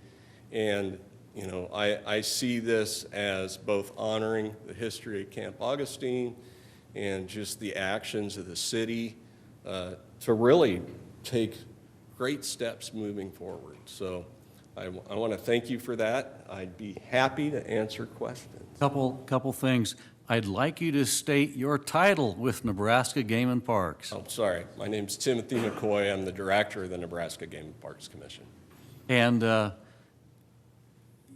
I don't know if people know, but when we were contemplating and acquiring Camp Augustine, Game and Parks was moving in unison to expand its land on the south side of the channel to add on to Mormon Island, with the idea if we combined those two properties, we would have over 500 acres of Platte River terrain to make one large park. But that's what happened here, isn't it? Yes. Game and Parks moved in unison with the city of Grand Island. Yeah, we'd been working on some, NDOT had came to us about the first parcel a while ago, and we've been working through that, which takes time. Government works that way. Sometimes I wish it didn't. And then, then we realized the other piece was owned by the Federal Highway, and so that one's fully done. We have the title on that piece now that connects on the east end. And NDOT does want to keep kind of that corner by the interchange. They still think there's potential to do some future wetland mitigation there. But still, that is really right by that intersection, right by the highway, probably not overly critical in this whole plan. The other thing I realized I left out, talking with our commission, talking with budget people in state government, our view of how to develop this is we're going to raise the money. We're going to work with our Game and Parks Foundation. We're going to work with donors. We're going to work with people that are, dedicated park supporters and the philanthropic community, because that's the way to make this project happen. And we know that with the state situation, general funds if we told the state we were going to try to get general funds, it would kill the project. And we don't want to do that. This has to go forward. It's a huge priority for us, and the excitement from our foundation and our commission is we're dedicated, we're serious, we're going to get this done. I'm glad you mentioned an education center, because I was aware of what Game and Parks did, but when we first met probably 2 years ago, you told me that education was a huge component of what Game and Parks does. And I guess I should have known that, but it's kind of one of the reasons you exist, as I understand it. Yeah, absolutely. It's important for helping people understand the nature around them and getting connected with nature. We have a lot fewer folks that really grew up with time in the outdoors. And so providing that in a real safe way and helping them learn what's out there and get excited about what's in their backyard rather than maybe, what's going on with lions in Africa. So we do see that as really important. And I think when we connect those people to their landscapes and they enjoy them, they want to come back. And we'll see that from visitors, tourists, and people in the communities around here. Of course, the master plan includes camping, and is there a high demand for camping currently at Mormon Island, such that you would expect if we put camping at Camp Augustine, that will also be in high demand? I do think it will be in high demand because it'll have a little more isolation from the river. It's also kind of on this side, close to Grand Island. There's a lot of activities and events that we see increased full campgrounds from in Grand Island. One's coming up with the state fair. And so we see that, and especially developing as full service campsites. That full service with electric water really helps. It lengthens the stays that people come for, and it'll also draw more interest for visitors going through, not just stopping for a night, but stopping for maybe 2 or 3 days, or maybe this becomes their destination. I've always believed that one of the most interesting presidents was President Teddy Roosevelt, and he was a great naturalist, and he expanded national park lands by millions and millions of acres. And when he was a young man, he was at the Roosevelt home in Oyster Bay, New York, and he watched a flock of passenger pigeons fly into the air in the evening, and he knew that was probably the last of them. He knew that the passenger pigeons would soon be extinct, and that drove him to create parklands because he believed that we are a people who should be outside. He always believed in the strenuous life, that you go into nature and learn from nature. And you said something I think is very important. We have so little access to a natural environment here in central Nebraska. We do lots of things that we call recreation, but I think people desire the ability to escape into a natural world.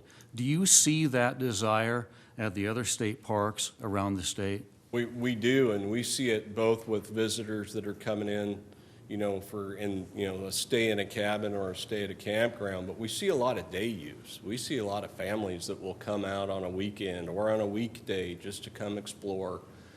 And having those sorts of activities, especially with families with younger children, having it fairly close so you don't have to drive a long ways.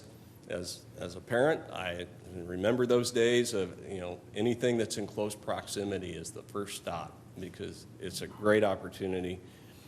The last thing I would leave you with is I think about this site. I would love to be on this site, either in a campground or at a cabin in the spring, early in the morning when the cranes are flying, having a cup of coffee. Just think of, there's so much other wildlife that uses this. We're in the center of the migratory pathway for the Central Flyaway, and we have the world's largest concentration of cranes in Nebraska. And I think those sorts of experiences will attract visitors that'll want to come back. Nebraska is a very large state. How many state parks are there in Nebraska? There's a reason why you brought him. Yeah. Well, I think it's eight or nine, but maybe, I don't. Yeah. Jim Swenson, and what's your title at Game and Parks? Good evening. I'm Jim Swenson. I have the honor of serving as the Deputy Director for the Nebraska Game and Parks Commission. So, how many state parks are there? Well, we got 79 park areas out there. How many are state parks? State parks, we have 8 state parks. 8 for the entire state of Nebraska. Entire state there's of Nebraska. 8 state parks. If we can make a combined Camp Augustine, Mormon Island State Park of over 500 acres, this community would have a huge feather in its cap. Would you agree with that, sir? Well, most certainly. Over the course of my career, I've had the privilege of working in recreation areas, state parks, state historical parks. It's the state parks where you really get the family environment because of the activities, the amenities that are available, and just the overall atmosphere. So it'd certainly be a feather in. And the vision for this, I'm not disparaging state recreation areas, but the vision for this is state park. Is that correct? That is correct. That is correct. The process that has come together here, I want to commend everyone involved. Not only the team that we've involved, but also the city, the members of the community that came together to put a model together here that will work on the landscape.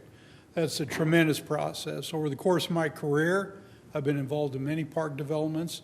Very few have come together in the manner in which this one has. So kudos to all involved in that for putting together a good public process, truly reflective of what the community wants to see, and certainly one that'll be an attraction for the community. And you believe the Game and Parks Foundation will be able to raise money to develop to develop consistent with the Big Muddy Master Plan, is that correct?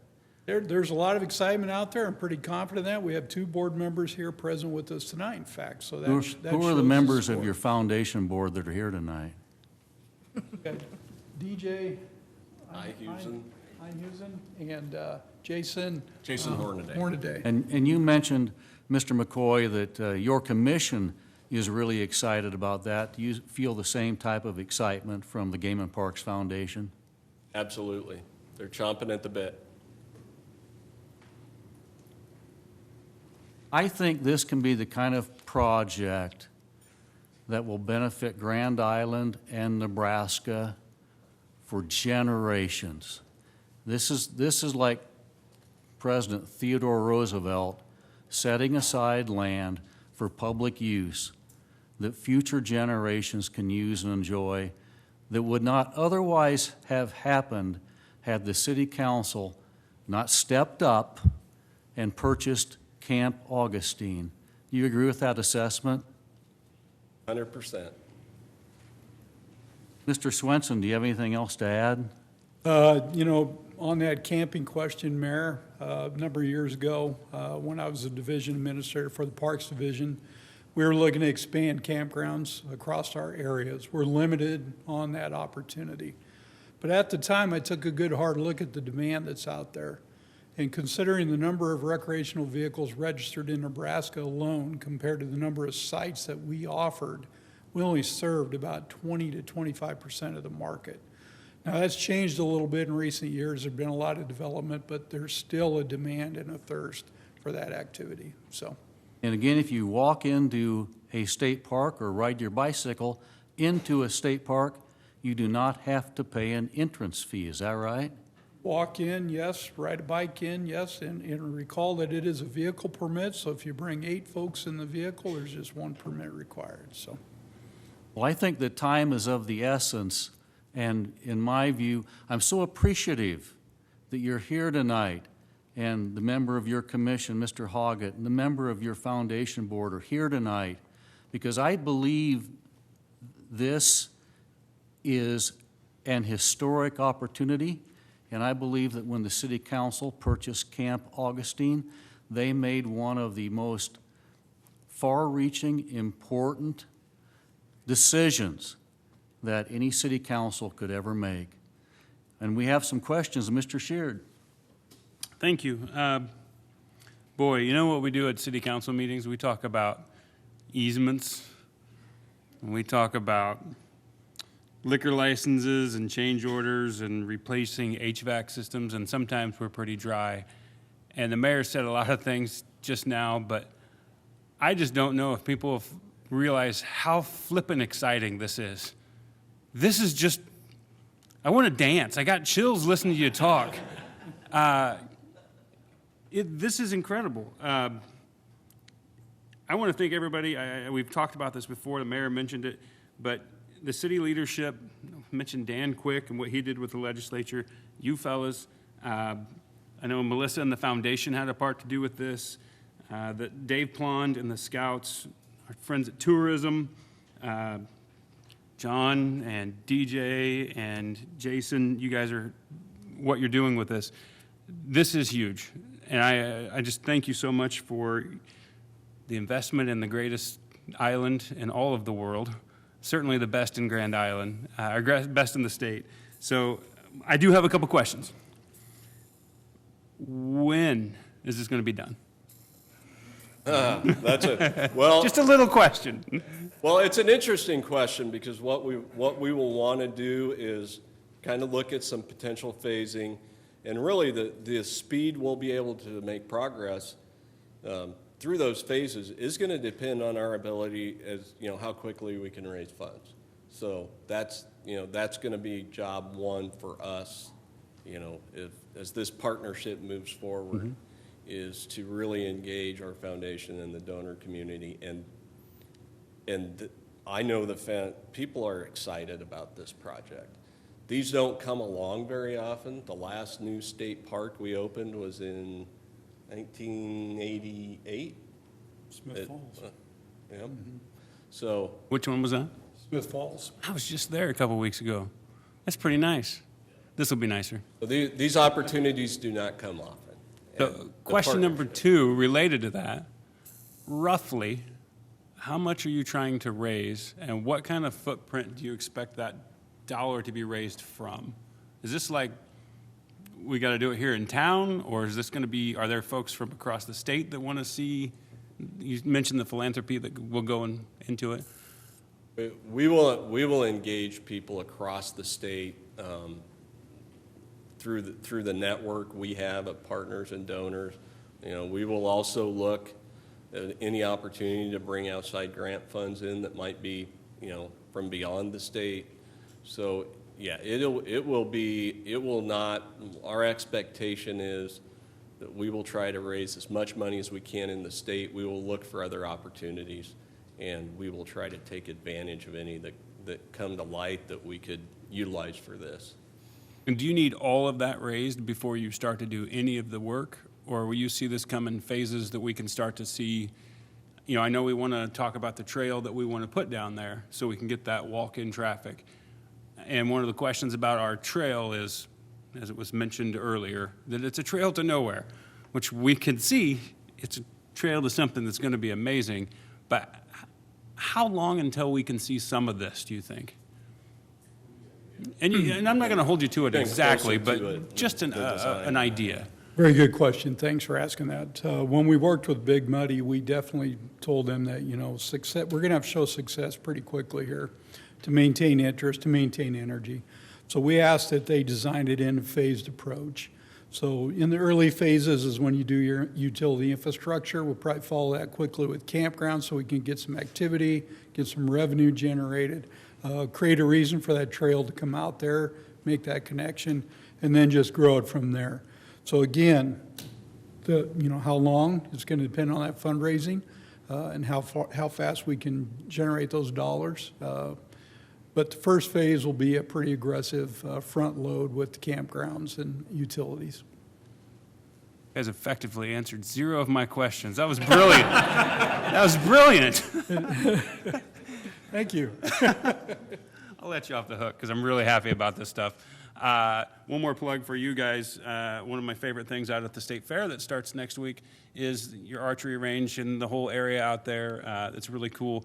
I just look forward to the day that it's not 11 days of Game and Parks being such a big presence in Grand Island, but 365 a year. So thank you so much. We'll see you at the fair. I think we're both there next Sunday. So. Yep.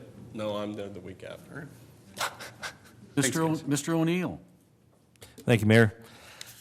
Growing up in Grand Island, I spent a lot of summers out at Camp Augustine. I was very involved in Scouts. It's an absolutely beautiful piece of land out on the river. A lot of the infrastructure is a little bit tired. I think it's great to see a lot of new stuff going over there and giving it a whole new breath of life out there. One question I have for you guys, is there any type of estimation of the potential economic impact to Grand Island just to visitors and events out there when you have things completed?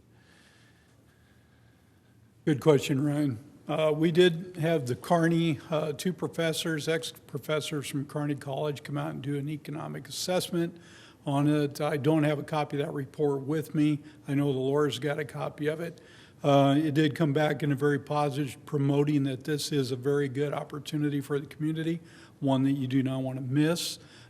As far as actual drawing the numbers with everything, we didn't have a full concept design at that point in time, so it's hard to put a real hard number to it.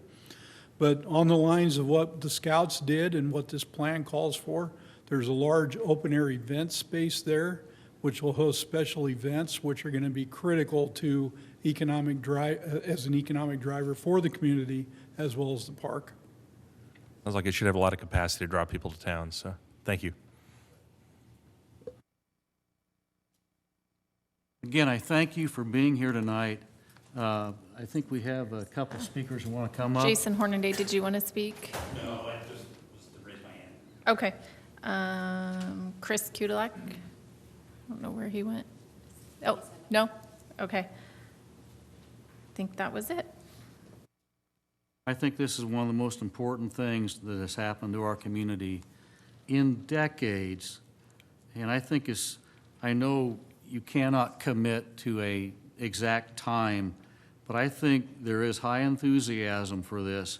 I think we can start the phased development quite quickly, and that we will no longer have a trail to nowhere, that we will be on the map with having a Nebraska state park. Thank you, gentlemen. The next topic on our agenda is presentations on trails by Hall County Tourism. Mr. Brad Mellema.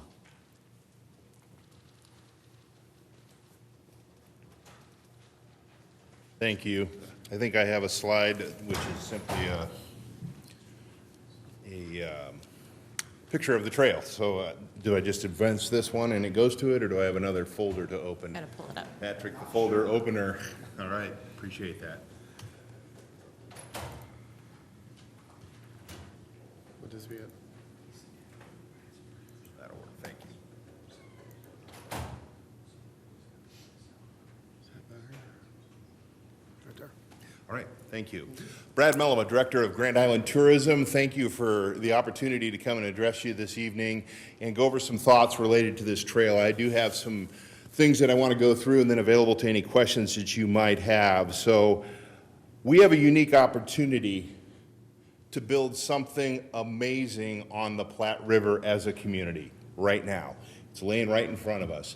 We've got a lot of hard decisions to make. We've got a lot of hard things to do to get there, and it's going to be a heavy lift. It is. But as mentioned, the state park is the destination for this trail. Okay? It's not a trail to nowhere. It's a destination that is absolutely worthy of the investment of this community for that, and I want to talk to you a little bit about that. It is indeed transformational and connective, and it's going to connect to the rest of the Grand Island Trail system.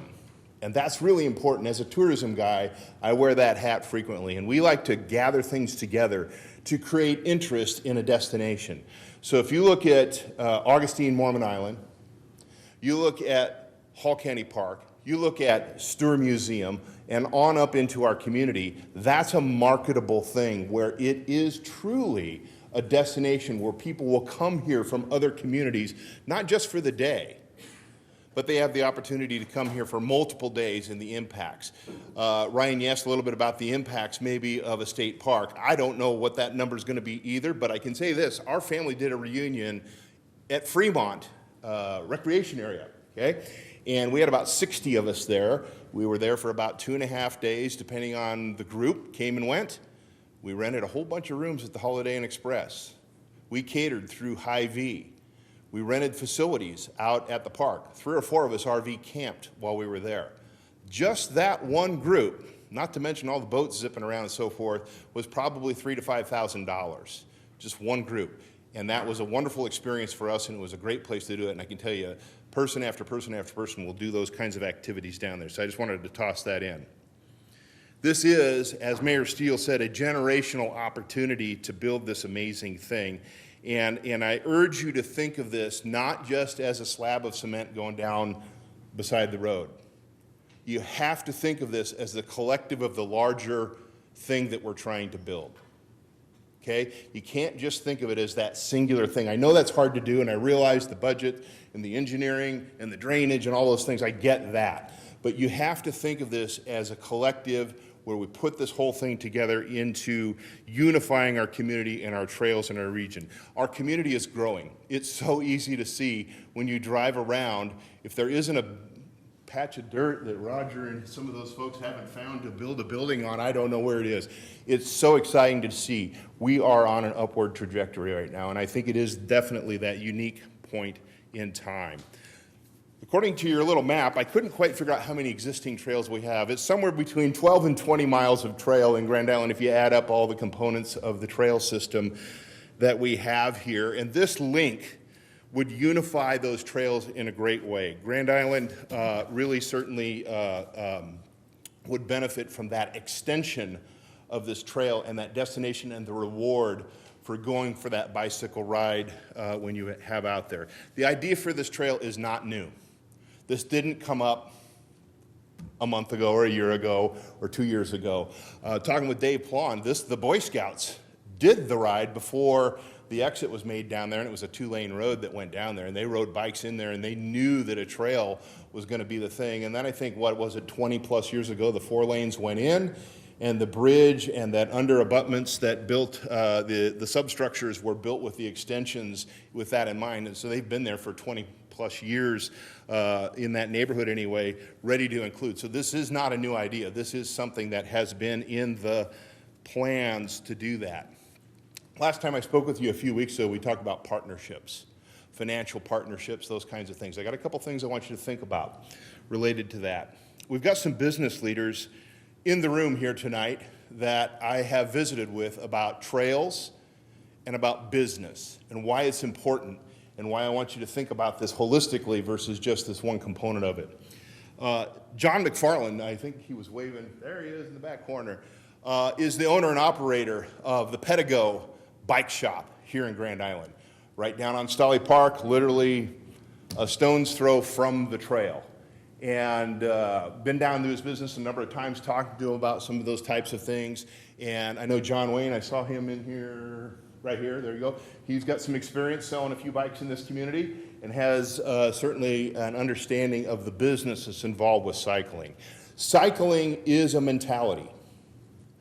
Bicycling in communities is an idea that some communities get better than others. We have a decent one here, we certainly do. We have trails and some things like that, but there's some other communities that do it better. And it's this idea behind healthy living and cycling that can certainly go in there. I like John's got his business card. I wanted to get the right thing on it. He's the chief fun officer at Pedigo, okay, so that's a good thing. And another thing that he had mentioned, he's got customers that buy for recreation, but we have a lot of customers that buy for transportation needs. For various reasons, they can't drive a car, or that bicycle is the absolute lifeline that they have to get and do things, and that absolutely is a thing that perhaps we're not thinking about sometimes with bicycles, going to the transportation versus that. Roger Bullington, who I think you're in the paper more often than Cindy Johnson used to be. I don't know. You're in there all the time or something that's going on there. But if this morning's paper talks about the wonderful development plan with the apartment complex, and if you go on to the first paragraph right after above the fold, it talks about the bike trail. It talks about the connecting to the bike trail. Why is this complex of importance related to the bike trail? Those people can get on the trail and they can go to Augustine unintruded. That means business for Grand Island. That means people want to live and build things and be on the trail. It's a more valuable place to live when you have the trail. Okay? So I want you to be thinking about that. Scott Reef's not here, but most of you are aware of the incredible development that he's got underway, and I had a visit with him and the Prairie District, and he was at Rotary Club a few weeks ago talking about the trails that they're building through there.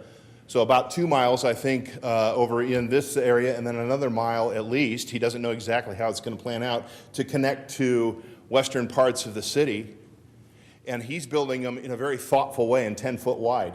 And they are going to connect to, guess what? The city trail system. People want to live and be around these types of things. So I wanted to point those out. The memberships or the partnerships I talked to you about with economic development, the Chamber of Commerce, of course, us at Tourism, Grow Grand Island, and the Community Foundation are behind these projects as well. Any way that we can be supportive, financially or otherwise, we are there. Back to that healthy living lifestyle, that mentality. Colorado Springs, I got a brother that lives out there with his wife, raised his kids there, beautiful city. They have that mentality. I think maybe you kind of know what I'm talking about if you've been there. Everybody wears spandex. In that, the Garden of the Gods, if you're familiar with that, is a city park. Can you imagine Colorado Springs having the Garden of the Gods and not building a bike trail to it? to get that access. One of the most beautiful city parks in the country, and not having that, we're going to have that right here and available to us. And so that quality of life and the Garden of Gods, I just want to put that into your mind to think about that. Trails give a way to immerse people into nature and access to all. So your constituents do not have to be a car driver to get down there. And most of us don't think twice about jumping in our car, starting it up and going. We're a car-driven town, car-centric town, but a lot of people can't have, for various reasons, that ability to do that. And we need to think about, on into the future, that structure to accommodate all and to have that ability. We do rides, my wife and I, very frequently, and the diversity of age, all the way from training wheels up to, I don't know, 80 or 90 years old or whatever, are on the trails all the time. And it's really fun to watch and to be able to see that. This is a big place. The Mormon Island Augustine, 500 acres, but I did the little square thing right on the city's GIS thing, and it came up a little bit over 600 acres. That's almost 16 times larger than Stanley Park. It's almost 16 times larger than Stanley Park. Stanley Park's a good-sized property, perhaps one of our premier park properties in Grand Island, and it's greatly used, and we need more space like this. And so to think about the prize at the end of a ride of a bicycle, which would take about a half an hour-ish to ride from my house down to that destination, it would do that. RV camping that was talked about, reverse. RV campers ride into our community to experience things like Stewart Museum and the different things that are in there. We look for that. And the water park.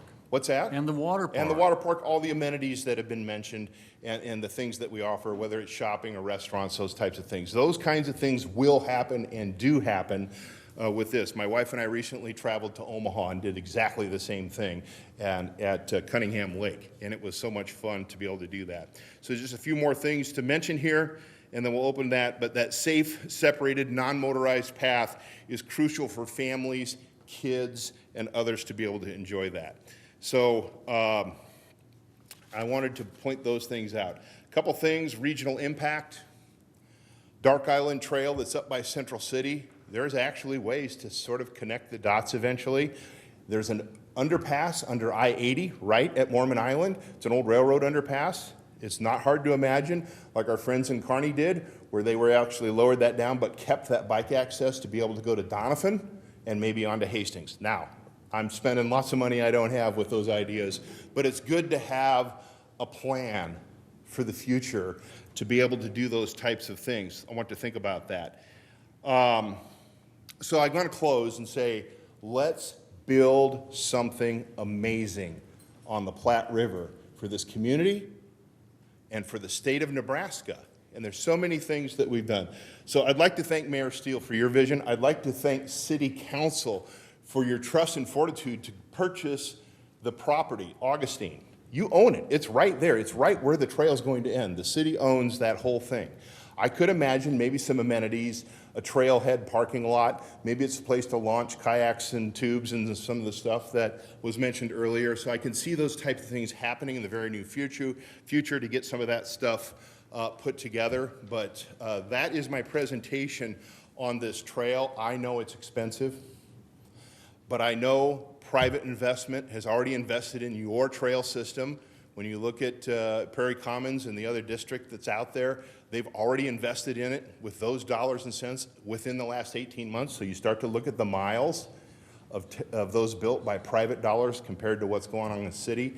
And I think it certainly helps with the justification for this expenditure that is on your proposed recreation list. So that's what I've got, and if there's any questions, I'd be happy to talk about it. Couple thoughts. You know, you said this idea is not new. The bridges on South Locust were built out for a hike-bike trail to cross them in 2000, I've got it here.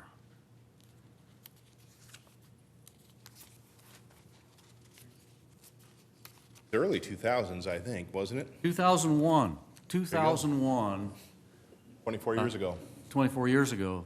So we had leadership that far back who saw this vision. I think the other thing you said that's very important, you said trails give access to everybody. And we need to think about that. Quite frankly, my wife and I are on our trail system year-around. And I know a lot of other people, a lot of things people do for recreation, they do not do it all year round. I do not expect to see pickleball players playing pickleball outside in February. People use our trails in February. People use our trails in January and during the deep months of the winter. And I know that because by the time my wife and I get out to the trail system, it's usually early evening in the winter. And if it snowed that day, the trails will be covered with tracks. People have already been out, even if there's snow on the trail, using those trails. So what you say is so true. Trails provide access to everybody. And you said something else that's very important. You talk about being able to immerse oneself into nature. And our Confluence Parks and Recreation study that we heard about in April said that's a desire of the people of Grand Island to be able to access nature because there's just really not much of a place where they can do that. But if they can get on trails and go to a state park, they can access nature.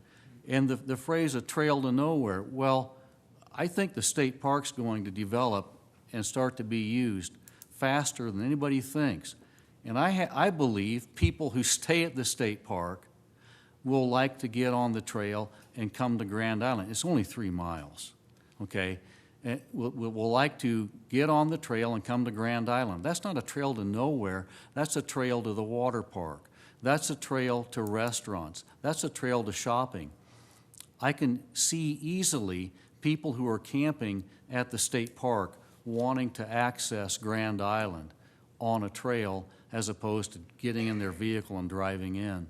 So I think you said some very important things, and I think the other thing you said that's vitally important to remember, our community is growing. And that's why it's so important that we have seized the moment to acquire additional recreation land with the purchase of Camp Augustine, partnering with Game and Parks.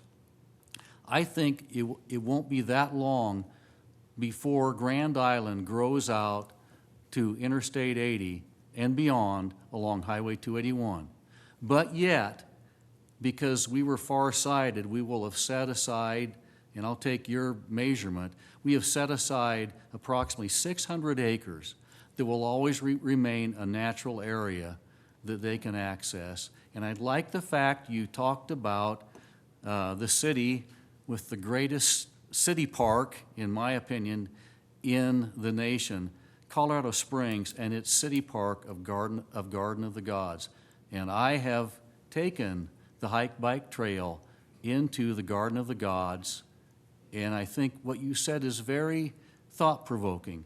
Do we have a Nebraska state park on our doorstep and not build a trail to it?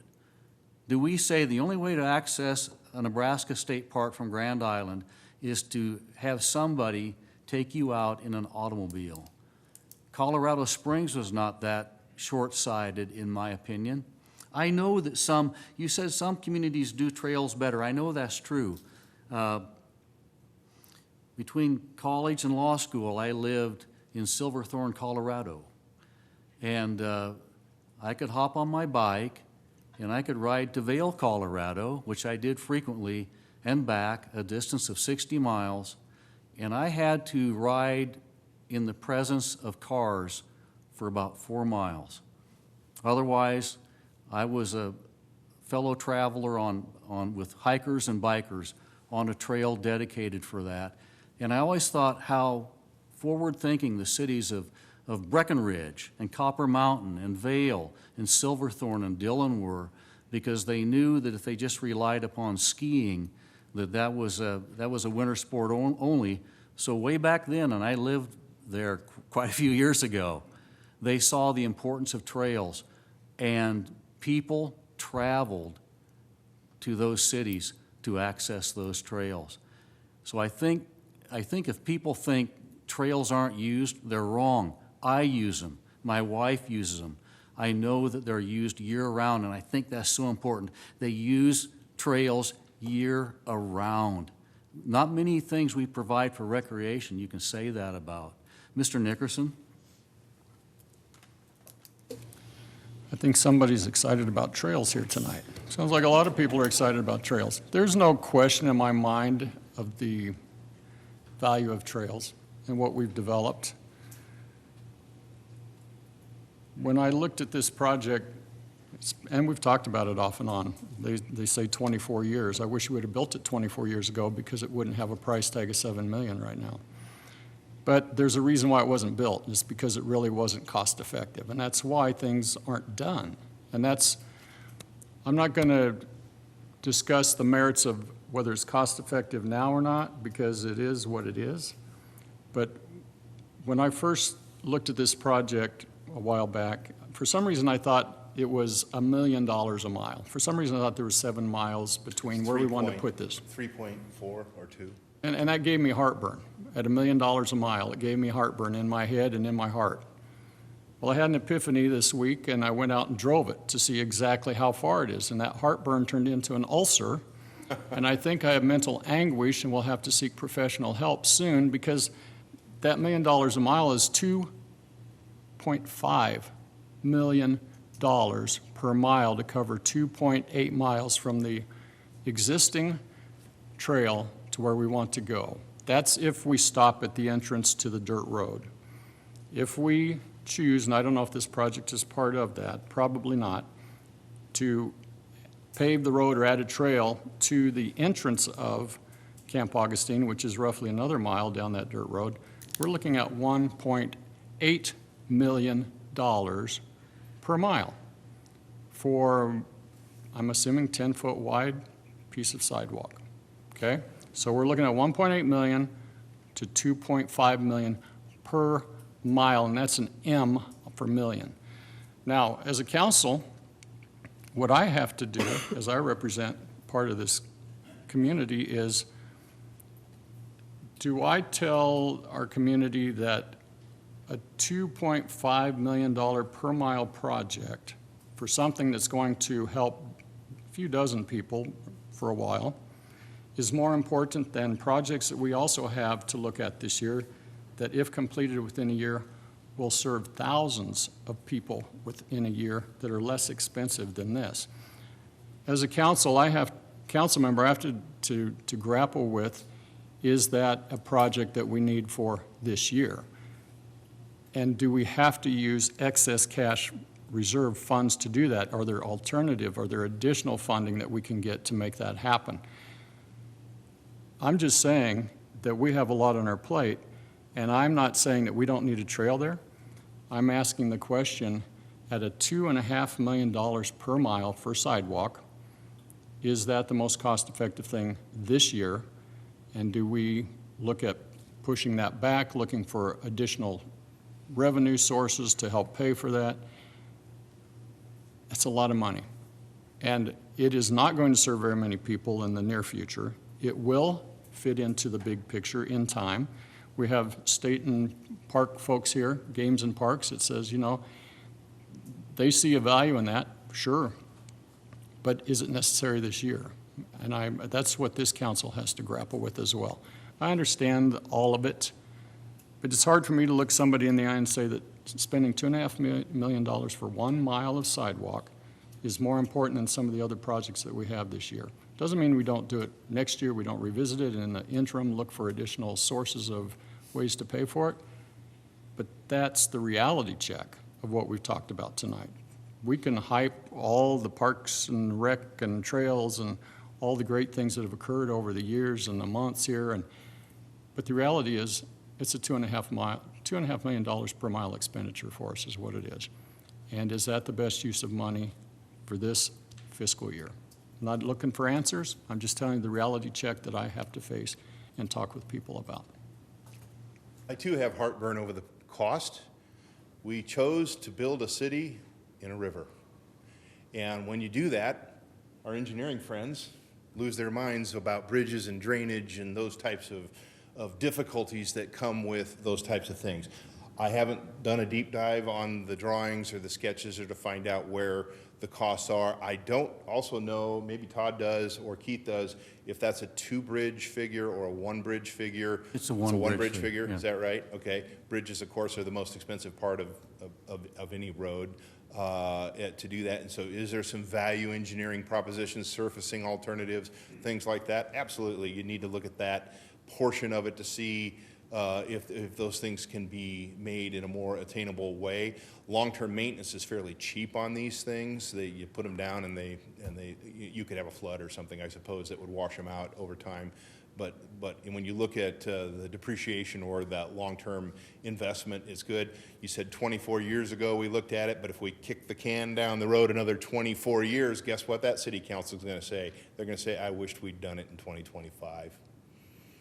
And we're also, and I know you're also spearheading a private fundraising effort too, so. We are. I would not want to dissuade private benefactors from giving if they think the trail is not going to happen, because I think there's a lot of enthusiasm for this. If we had been scared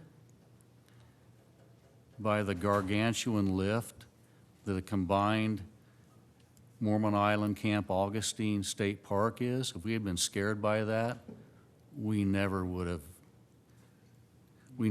done it. But we weren't scared. And we found valuable partners along the way. At another point, 24 years ago, Augustine was a Boy Scout camp, private. It's changed completely now compared to what we had back in those days as far as that destination goes. And that's what I was wanting our council to give thoughtful consideration to. Mr. Landveer. I guess I really didn't make myself clear in what I was going for. It is a trail to nowhere if we build it this year. I mean, there is not going to be anything down there. We need, fine, I'm not going to say yes or no on it, but it needs to have a reason to go. And until they get something at Camp Augustine, there is no reason for building that. We have enough high-dollar projects this year.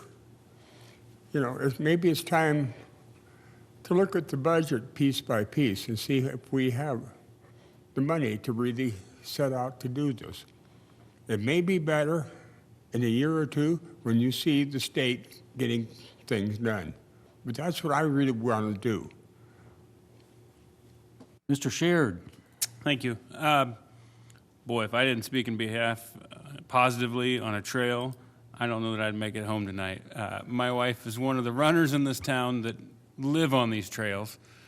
She's one that's probably out there before the mayor and his wife are hitting them in the snow. I don't know how much she's going to use this one, but she tells me she will. But I'll set my personal connection aside. I've been a little torn on this, and I've talked with the mayor about it a little bit. Is this the right time? And it was important for me to hear that the state game and parks are looking at turning that into that state park and hearing that excitement. I do believe when people get off of, when I'm driving down the interstate around that town a little bit west of us, and you see a trail, it does say something about a town. So I keep thinking about, this is a rather large price tag, but it is something that I think shows about our town to our visitors. And our biggest draw, one of our biggest draws, a lot of people are taking that road right there to get there, to Fauner Park, to Heartland Event Center, to the State Fair, to Island Oasis, to Railside. That's your exit. And to see a trail there, I'd like to see people on it. I'd like to see some trees on it. But I do think it does say something about our city. I appreciate you giving us your very passionate presentation tonight. Felt like a little bit of Kevin Bacon and Footloose there a little bit, dancing around. It was pretty exciting. I was expecting you to quote the Bible at some point about the bicycles. That if you choose. I do appreciate all of that. we have a meeting Thursday. I think we're gonna have an opportunity to look at how we're gonna pay for everything on this list, as what Councilman Lane Fear, as you're asking, we need to look at all of this stuff. I think it helps us to hear everything you said tonight. Mayor, you're pleased for it. I think it does paint a picture of why this is so important and why we need to talk about it for this year. So it's going to be a busy week for us. It doesn't change that that's a big price tag, but I do think that it's worth us having the talk. How does this rank with all the other projects, as Todd called it, the big four earlier tonight? So I have no questions. I just wanted to, throw some sense in there to the pot, and thank you for your passion. Mr. Nickerson. I think the prize was Camp Augustine. That was definitely the prize. And again, to put this in perspective, whatever is decided by the council, the cost of a trail to get to Camp Augustine is 3 times greater than the cost of Camp Augustine itself. Just think about it. We got big decisions to make. I don't know if we have an accurate estimate of the cost. It just seems to elevate tremendously from one year to the next. So I don't know. I don't think we'll know the cost until we actually look for bids. We haven't done that yet. John Wayne, did you want to speak on this item?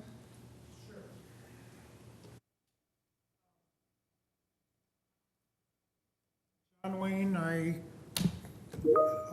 owned a bicycle shop and have been involved with bicycles and bicycle trails for nearly my entire life. I retired 2020, something like that, and since then my wife and I have traveled all over the place, and one of the main things we do is, and we go to parks, towns, Brookings, South Dakota, because they have a bike trail there. And we see so many other people, not local people, people from all over the different areas who are doing the same thing. They want something that's, and the comment, this is a trail to nowhere. It's not. Most of the trails we go on, you park at a Walmart or wherever, you go out 4, 5, 8 miles, come back around, and it's the going out, and it's the experience of going out. It's not a trail that has to go to some destination. It's the experience of actually riding that trail. So that's, when I had the bike shop, all summer long, daily, we would have people calling, wanting to know what the trail situation was in Grand Island.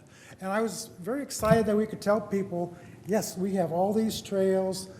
When I moved to town in '81, the only bike trails in town were on the streets with signs that were halfway hanging upside down.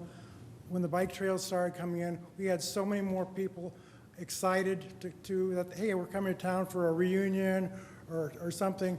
You have some bike trails. We have something to do, because that's, the physical activity is something that virtually everybody likes to do. It's low impact. You're not. It's fun for everybody. Little kids, like 80, 90. My dad was 98 when he quit riding his bike because he died. But so it's something for everybody your entire life. So I think it's a major plus for the community to have bike trails, no matter whether they go around in a circle or, like you said, to nowhere, which really isn't. It isn't. It's a trail. I would take that trail, go out and back. Okay, now I got a 7-mile bike ride, and it was fun. It was enjoyable. It was away from traffic. Thank you. Chris Kulak, did you want to speak?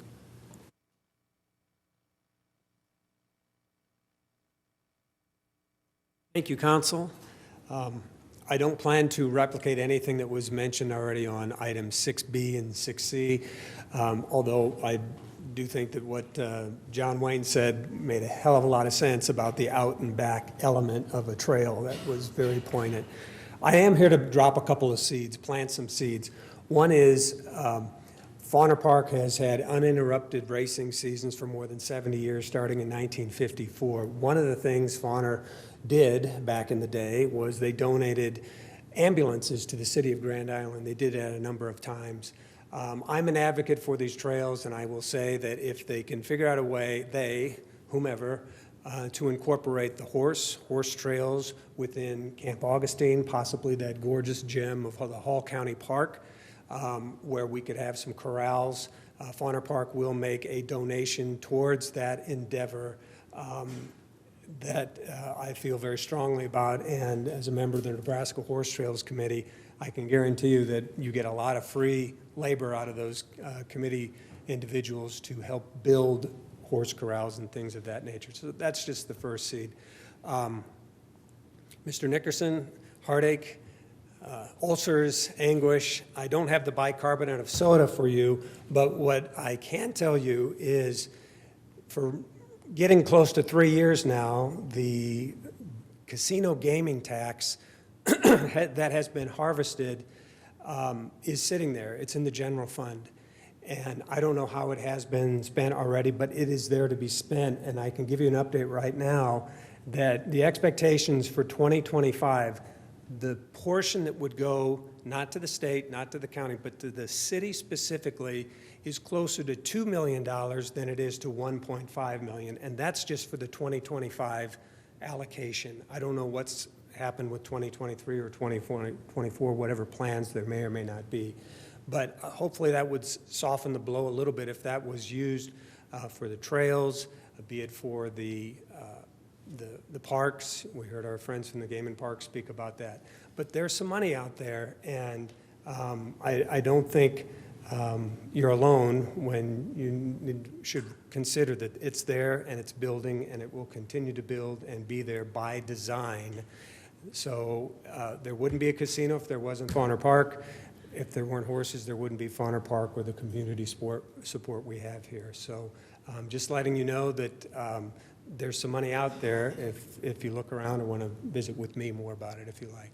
As a horseman, you also sense the need to be able to immerse into nature and go somewhere where you're not fighting traffic. I've had a couple weekends off since the race meet, and each time my wife and I have loaded up our horses and we've gone elsewhere. We've gone to Pierce up by Norfolk, or we've gone as close as Gerloff Prairie, but we camp with our horses. There's a dearth of opportunities in Nebraska for that, but it's sitting right here in our backyard.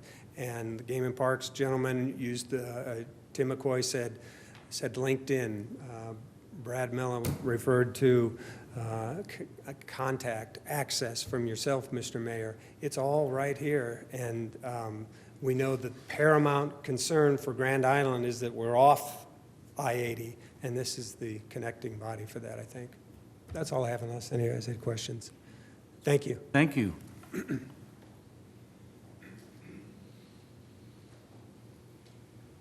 Thanks to everyone who spoke during our presentations and proclamations. We have one more, 6D, discuss June 25 weather event response and SBA funding for flood relief. Mr. Rosenlund. Hello there.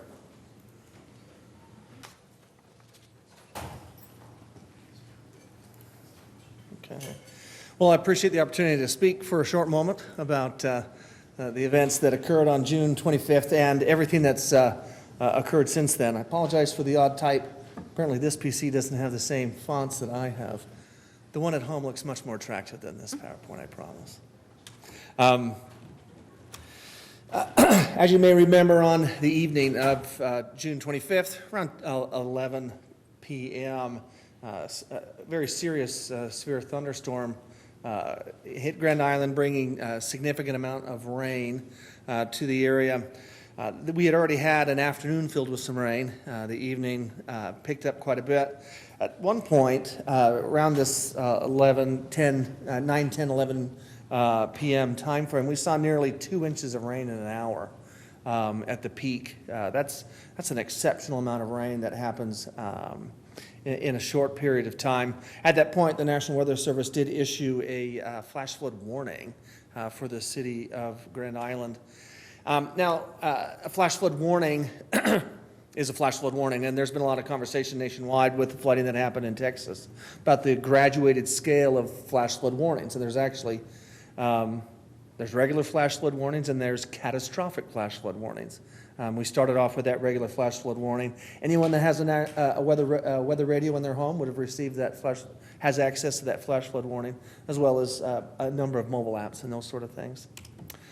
Then about 11:45, Doppler radar and other and reports from the 911 center to the National Weather Service indicated some pretty significant impacts to Grand Island, particularly in the northwest portions, Capitol, Claude, 281, Deers, a little bit of North Road. And there's quite a bit of rescues completed by the Grand Island Fire and Police Department. And at that point, the National Weather Service, in conjunction with our Emergency Operations Center, decided to issue a catastrophic flash flood warning. That activated the integrated public alert warning system, or that text message on your phone. So a lot of you probably woke up to a terrible sound from your telephone telling you, "Hi, wake up, don't leave your house." But that was the kind of message we wanted to make sure we could send out. Because we had some fantastic leadership with the Grand Island City Police Department, great coordination with the 911 dispatchers and the fire department, and they saw the risk and asked that we begin this process to warn people that this is a serious event and they do need to stay home, and give the rescuers time to rescue those that are in trouble. The rest of you, please shelter in place. This is the message that went out at that time from the National Weather Service. This is one of the graphics they'll put on their website and their social media. This is a graphic that shows the amount of rain that fell, and you can see that there was quite a bit that dropped here. The storm total for Grand Island is somewhere between 6.8 and 7.8 inches. The last time we saw rain that high was 2003. At that point, in that storm, if I remember correctly, a lot of that rain fell further west from Grand Island in the Prairie Silvermore Creek drainage. That's why in 2003 it was the Silver and Prairie Creeks that flooded and created quite a bit of trouble in the northwest areas of Grand Island. Also into Deers and into the areas that we saw flooded here in June. In this event, less of it fell in there as much as it really dumped in Grand Island proper. As you know, we've built the, between the city and particularly the NRD, they've completed the Prairie Moore Silver drainage improvements and the detention cells, which I think did a fantastic job along the Silver and Prairie Creeks. However, the Morse Creek, which runs into the kind of the southwestern part of Grand Island near, say, North and Potash, and then it's channelized until it exits town at the north end by Deers and Webb Road and Capitol. That experienced quite a bit of rain after the detention cell projects, and so it's just going to flood. And I tell people it's like Grand Island took the ice bucket challenge. Some days you're going to eat all that water, and there's really nowhere to go other than the established drainage that we have. So overnight operations, we did open the EOC right about 11:30. We're there when that catastrophic warning was issued. We did bring in a handful of our agency representatives from the police, fire, public works, and others coordinating that effort. Some pretty great decision-making, resource acquisition, and decisions made there on what apparatuses are best used in this. As you know, the police department has that rescue vehicle that was able to enter some pretty deep water without sacrificing the operations of that vehicle. We did try to send a few rescue units to rescue people from their homes, but the fire trucks were starting to bring water into their engines, and I'm not dying to replace fire engines as well. So fortunately, the police department had that MRAP, I think this vehicle's name, really was a fantastic piece of equipment. We were fortunate, I will say, that no injuries or deaths occurred from this. We were pretty fortunate that a flash flood in Grand Island is not the same as flash floods in other areas. Because we are the grandest island in Nebraska, we're also a fairly flat island, and so we have broad, but fortunately often relatively shallower flash flooding than other areas may suffer because of our topography is beneficial in that way. In the morning, we were able to do quite a bit of good damage assessment. Really appreciate City Utilities and the Hall County Sheriff's Office for providing some access to drone footage. And the GIS department with the CIT created this website, an amalgamation of both mapping and drone video and photos that really gave a great illustrative view of the impacts of this flood. And like I said, we really did see the vast majority up and along North Road between Potash and 13th, and then along the Morris Creek drainage area there along Claude behind Deers, in Deers along State Street and so on. In the morning, we also gathered all the agencies together to begin that process of as the water receded, to return the vehicles that were abandoned by the drivers, make sure we could have a good catalog of every vehicle, where it was at, who owned it, and how we can make sure we can get it back to that owner. They were all removed, and then those owners could go pick those up from impound. And then working with the mayor's office, issuing a local emergency declaration, because this was a significant and historic event for the city. We also instigated the citizen report tool that we have. It's an online report tool, and received hundreds of submissions from the public with really fantastic information and photographs of their damages and the impacts that had happened to their homes and their businesses. We followed that up with in-person damage assessments, particularly in the most heavy hit areas, just to make sure, we wanted to make sure we could particularly get the most drastically affected businesses and homes. And to date, we actually have 202 reports. I got one again this morning. This is a map that we have from our Orion Damage Assessment Database. You can see the areas that had reported of damage. Well, most of our damage here in the northwest area and the western area were flood waters coming in from the outside. A lot of these on the western end were more related to sewer backups. As the storm sewers flooded the sanitary sewers, those systems are going to equal out, and you're going to have some unfortunate backing up into people's homes. And so these areas here along Highway 30 on the eastern end of town seem to be more likely to be sewer backups, or a combination of sewer and water coming in from the outside. Had about 82% of our reports were residences, 9% businesses, and 8.5% were public infrastructure, including some damage to the bridge at Eagle Scout Lake and inundated roads. This is a drone photograph. You're about Capitol and 281 looking southbound, and you can see the inundation to the left and to the right. This is same location, looking a little bit more to the east. You can see Webb Road and some of the parking lots along that northern portion of Webb Road. And reports of salmon, or not salmon, but I can't remember the fish, but a number of fish in the parking lot. So I know we find strange, funny things happen during the flood. It might be the most innocuous thing that we found in the water. Then turning north, this was the area north of Capitol, looking along 281, and you can see it. That water is trying to drain north and then out of town. This is looking at the intersection of Potash and North Road, looking southbound. You can see the two water tanks here and this large detention cell that until some years ago was a cornfield that also acted as a detention cell.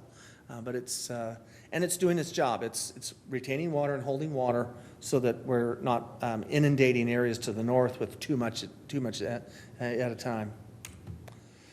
The road right down here in the center is Frost Fire. And that, there was a handful of homes here that we had to pull some people out of their homes. They needed to be rescued by the fire department. And these homes had probably the most serious residential damage. Mr. Roseland, Mr. Nickerson has a comment. Oh, sir. John, looking at the photos that you've shown, especially in the north where Walmart and all that is, where does that ultimately drain? Because it was backed up for a number of days. What outlet does that water typically finally find its way to? Yeah, the water was in there for about a day. I know Friday morning. This happened on a Wednesday night into a Thursday, so the water was there all day Thursday. But by Friday morning, it was all gone. It does drain north and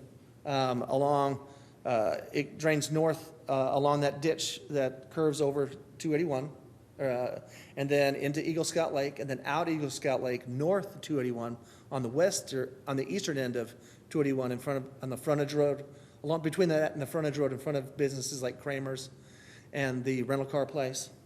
And then once it runs out, once it passes the last development on that frontage road, Moore's Creek then meanders to the northeast from town. Okay. And so you're right. It was there through Thursday, but gratefully by Friday morning, it was all gone. Yeah, I remember Ken's appliance parking lot was still underwater well into Thursday. The trucks still had water covering up to them. And by the next day, that was gone, because that's correct. So when as a community, we're trying to understand, this is a result of 7 inches of rain in a very short period of time. There's only so many places that water can go, and if we're heading north and we're trying to get through Eagle Scout Lake, that's going to go so high, and then it's going to overflow into the next area. It just takes time, but I think Laura made a comment when I asked the question a few weeks ago, do we have a huddle after this to learn, and the answer was no, we don't really huddle, but we just learn and share ideas and all that, and share what we observe. She made a comment about, and I'm going to test your memory, the detention, or what all the things we call detention cells, or whatever we call those diversion channels and all that, were designed to move water, we thought, within 3 days to 4 days, and it actually moved it out within 24 hours. Is that kind of the gist of it? So that's pretty impressive when we think about that.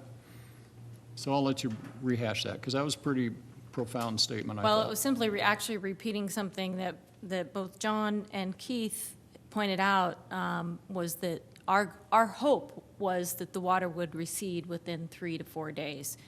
So Friday morning, when we are back at the EOC and we have reopened every street in town, except I think there was a lane on State Street that wasn't open when we started our meeting at 7 a.m., but by the time we were ending the meeting after 8 o'clock, Shannon's team was out there removing the barriers.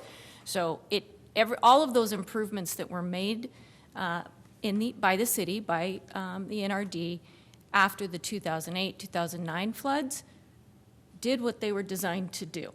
They moved that water out of town as quickly as possible. And I wasn't here in 2003. Someone who was might be able to remember how long Deers and how long Webb Road, those areas that flooded in 2003, we saw flooding again. I don't know that, I'm not sure how many days it took to drain then, but I'm pretty confident it wasn't just 24 hours. When I talked to my previous deputy director, who was here for that, without acting director at the time, that seemed to be a multi-day issue with the flooding throughout northwest Grand Island. Grand Island has invested in flood control improvements for decades. I certainly remember 1967, and I know the McGowan family lived with us for about a week because they lived on Circle Drive and their house was underwater. So huge improvements have been made, and it's a testament to the design and the engineering and the work that has been done to make Grand Island residents and businesses safer from flood and natural disasters. And because Grand Island's like my friend Chad Nabney likes to say, we're flatter than a pool table. When I tell my family that who lives out west, they can't understand. If you pour water on a table, it's going to sit there a long time. unless you've got a pretty forward-thinking drainage system, and I'm really pleased with what we saw. Let's see here. So the next step really for the city of Grand Island was to, we forwarded all this information to the state of Nebraska, including a disaster declaration. We knew pretty quickly that we would not likely receive a FEMA declaration. The amount and serious nature of the flooding just didn't rise to the level that FEMA declares a presidential declaration. However, the state, working with our office, identified opportunities for the SBA declaration. Those thresholds are different. We succeeded in having a damage assessment done by the SBA a week or two later. Made contact with about 45 property owners that we identified were the most serious homes and businesses. And we're successful in receiving that SBA declaration, which qualified members of our county and all contiguous counties for disaster loans through the SBA loan program. Mr. O'Neill has a question. Yeah, just a couple of things. I was here over 20 years ago, and that did happen, and I do recall it took several days longer to drain than what it did this time, and I think sometimes people kind of confuse the two, but I was impressed how much quicker it went. And also, I was talking to Keith Kurz probably a month or so ago about how statistically rare that event was, and I think at the time, maybe you or he could clarify, but I think he said it was about a 1 in 200 year event statistically that happened. Yeah, it's a very rare occurrence. And I know we're probably not designing all the infrastructure to be able to drain 200-year events in town. And I'm sure the average is probably less than that, but yeah, it was quite, I mean, it seems like these things are happening more and more commonly, but still very statistically rare what happened. And I think it performed well under the circumstances from what I saw, but. Yeah, I think you're right. And, recognizing how, similar properties that flooded in 2003, flooded in 2025 now, but retained the water much less in a short amount of time. I think that's a testament to the improvements in the last 20 years, knowing that that's a vulnerable area. And the only other way you're going to solve that problem is go to all those businesses and destroy them, raise them up, and then rebuild them. Well, you can't do that. And so what the city has done is invest a lot of time, effort, and engineering in improving the drainage. So since you can't raise, they can't raise the properties, let's get the water out in a very quick but responsible manner, because we certainly don't want to push. We have to push it in a responsible manner, because whenever you have water, you're pushing your problems onto somebody else. And we want to make sure we do that well. So with the SBA process, there are a handful of different types of loans available to our residents and our businesses. And there's been quite a bit of activity, publicizing and a significant outreach effort. Appreciate Spencer with the PIO office, as well as the folks from the SBA.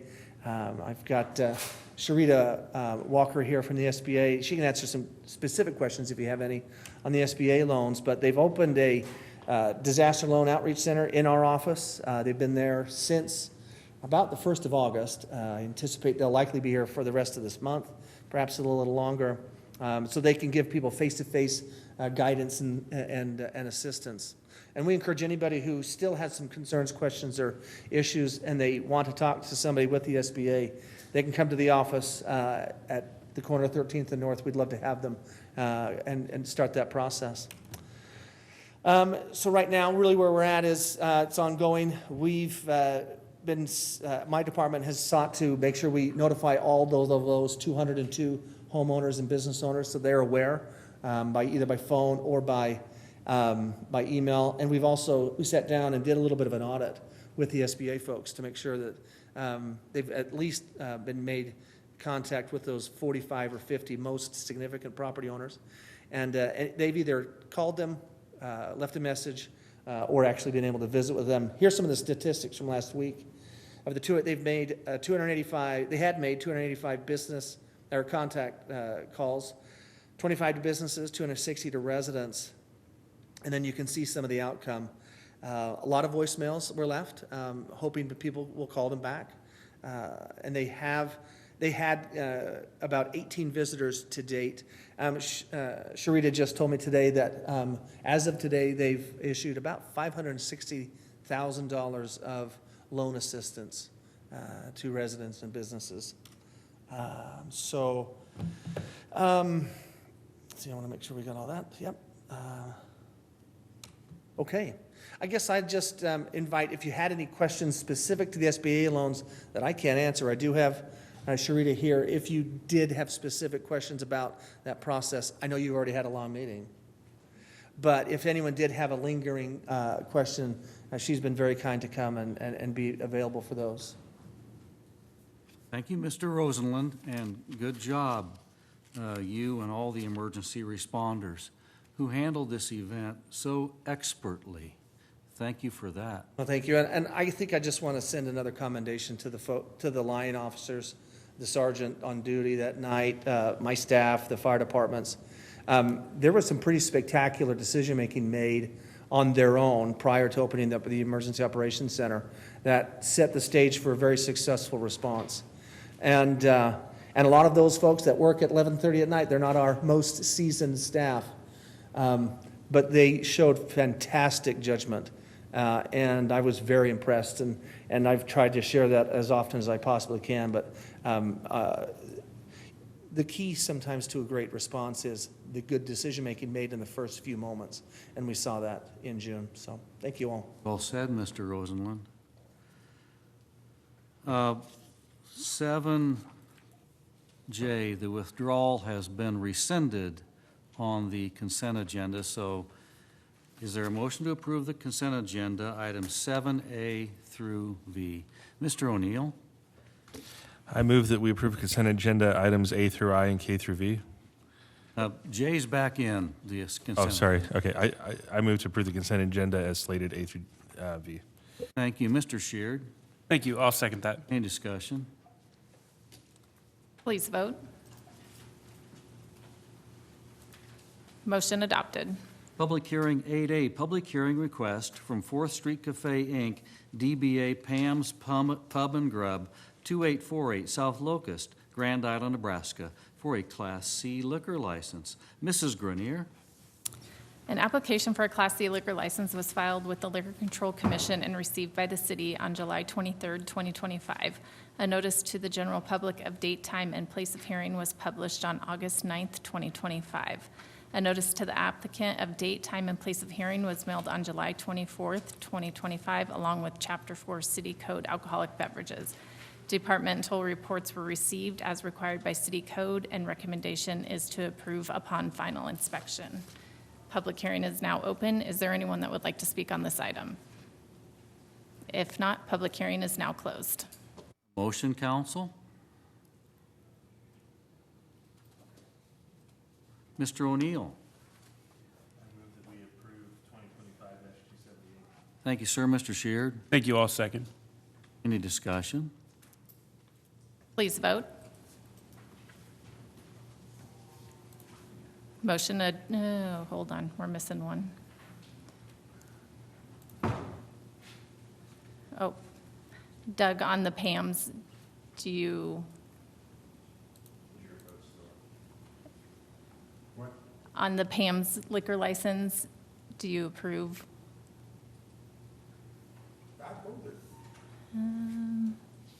It didn't come through. I can put it in. Are you yes or no? Yes, okay. Motion adopted. 8B, public hearing on acquisition of utility easement 4930 Cobalt. Mr. Schmitz, please present. Thank you, Mr. Mayor. It's a 20-foot easement to feed a 150 kVA transformer for Vermeer down off Wildwood. Motion, council. I have to open Oh, the I'm public sorry, hearing. announce the public hearing, please. Public hearing is now open. Is there anyone that would like to speak on this item?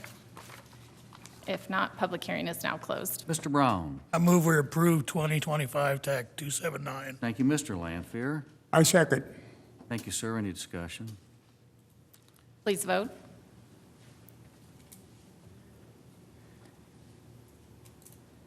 Motion adopted. 8C, public hearing on acquisition of utility easement 2209 South Locust, McDonald's USA LLC.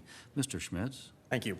Another 20-foot easement feeding another 150 kVA transformer, this one for McDonald's on South Locust. Public hearing is now open. Is there anyone that would like to speak on this item?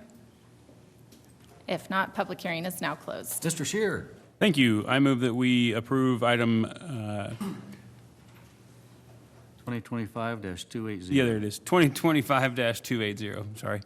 Thank you. We had a second. Mr. O'Neill. I second that. Thank you. Any discussion?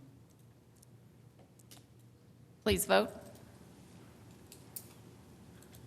Motion adopted. 8D, public hearing on acquisition of utility easement 2300 West Capitol, Liberty Campus. Mr. Schmitz.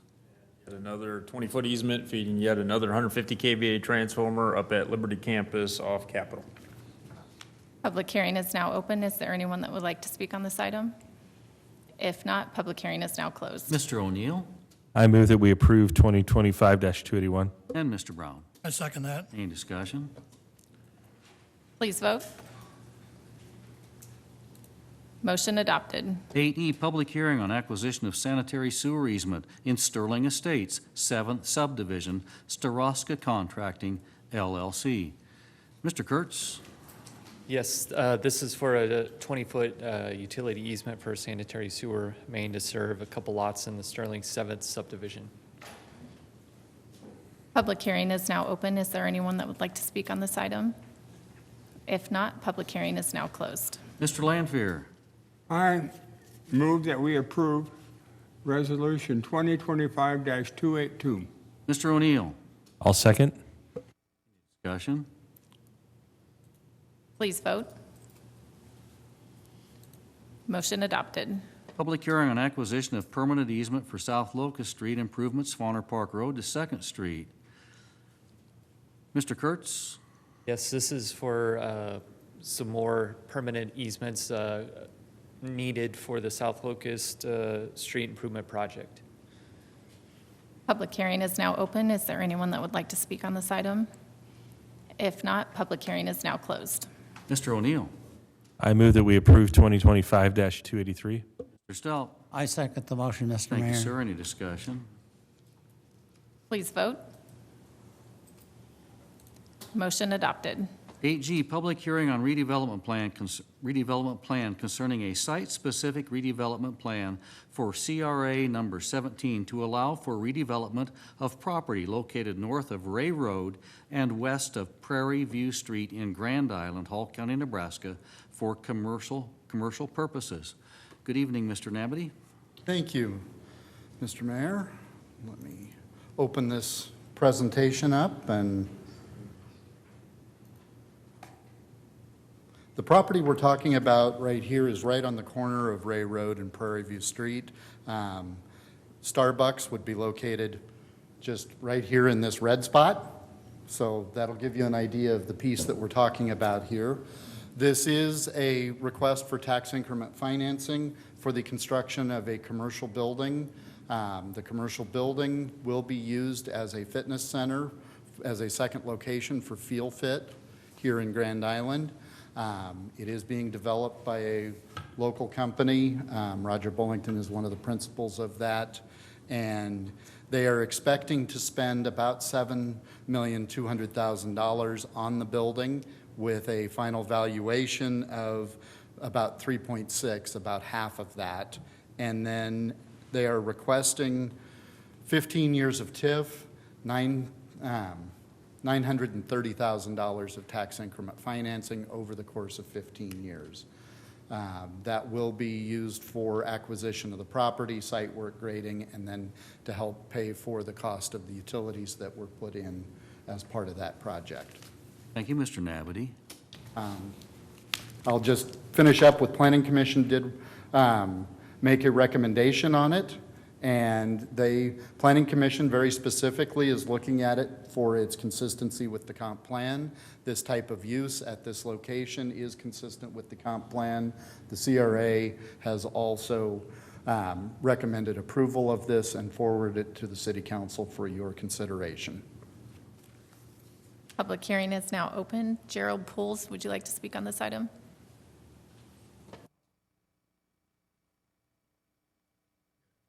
Thank you, Mayor and Council. As you know, in general, I oppose these public subsidies to private corporations. Do we have a running total of how much TIF money we're giving away each year? You know, we've got the housing projects and all these companies that are getting a break on their property taxes. And I just wondered, do we have just a running total? So we could kind of just every month publish it with your agenda to say, this is how much money we've got out there, and we can kind of look and see if we're getting a little overly generous with our taxpayers' money, okay? I don't get a break on my property taxes if I can't get it declared blighted and substandard. And I've got some of the same excuses that I've heard other companies use, defective lot, things like that. I know you're not going to disapprove this one, I'm sure you won't. But I just really think it's time to consider how much taxpayers' money is involved, because for 15 years, you're going to have these projects that are probably, many of them would be built anyway.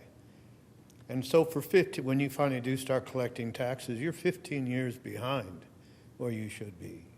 And I really think that should be a consideration, particularly, and this one doesn't involve a housing project, it's just a fitness center. But the housing project comes up, and I think it's on page 355 or 56, I can't remember.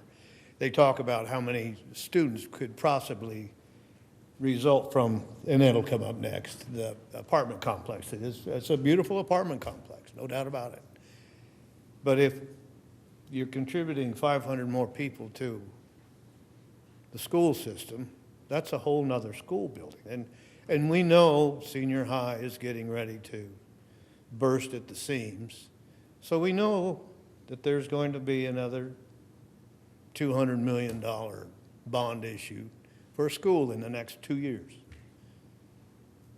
We got a $28 million viaduct that's going to go up. You know, well, federal funding, state funding, that's all tax money. And you got to remember that. And I think sometimes it's just write them a check.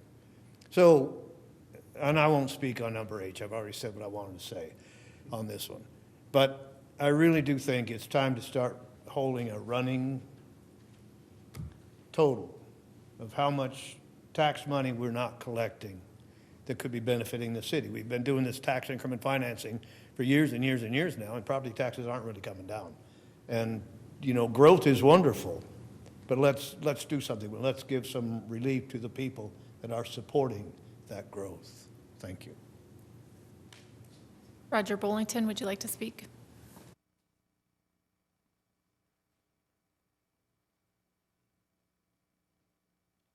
Roger Bullington, 3935 Westgate Road.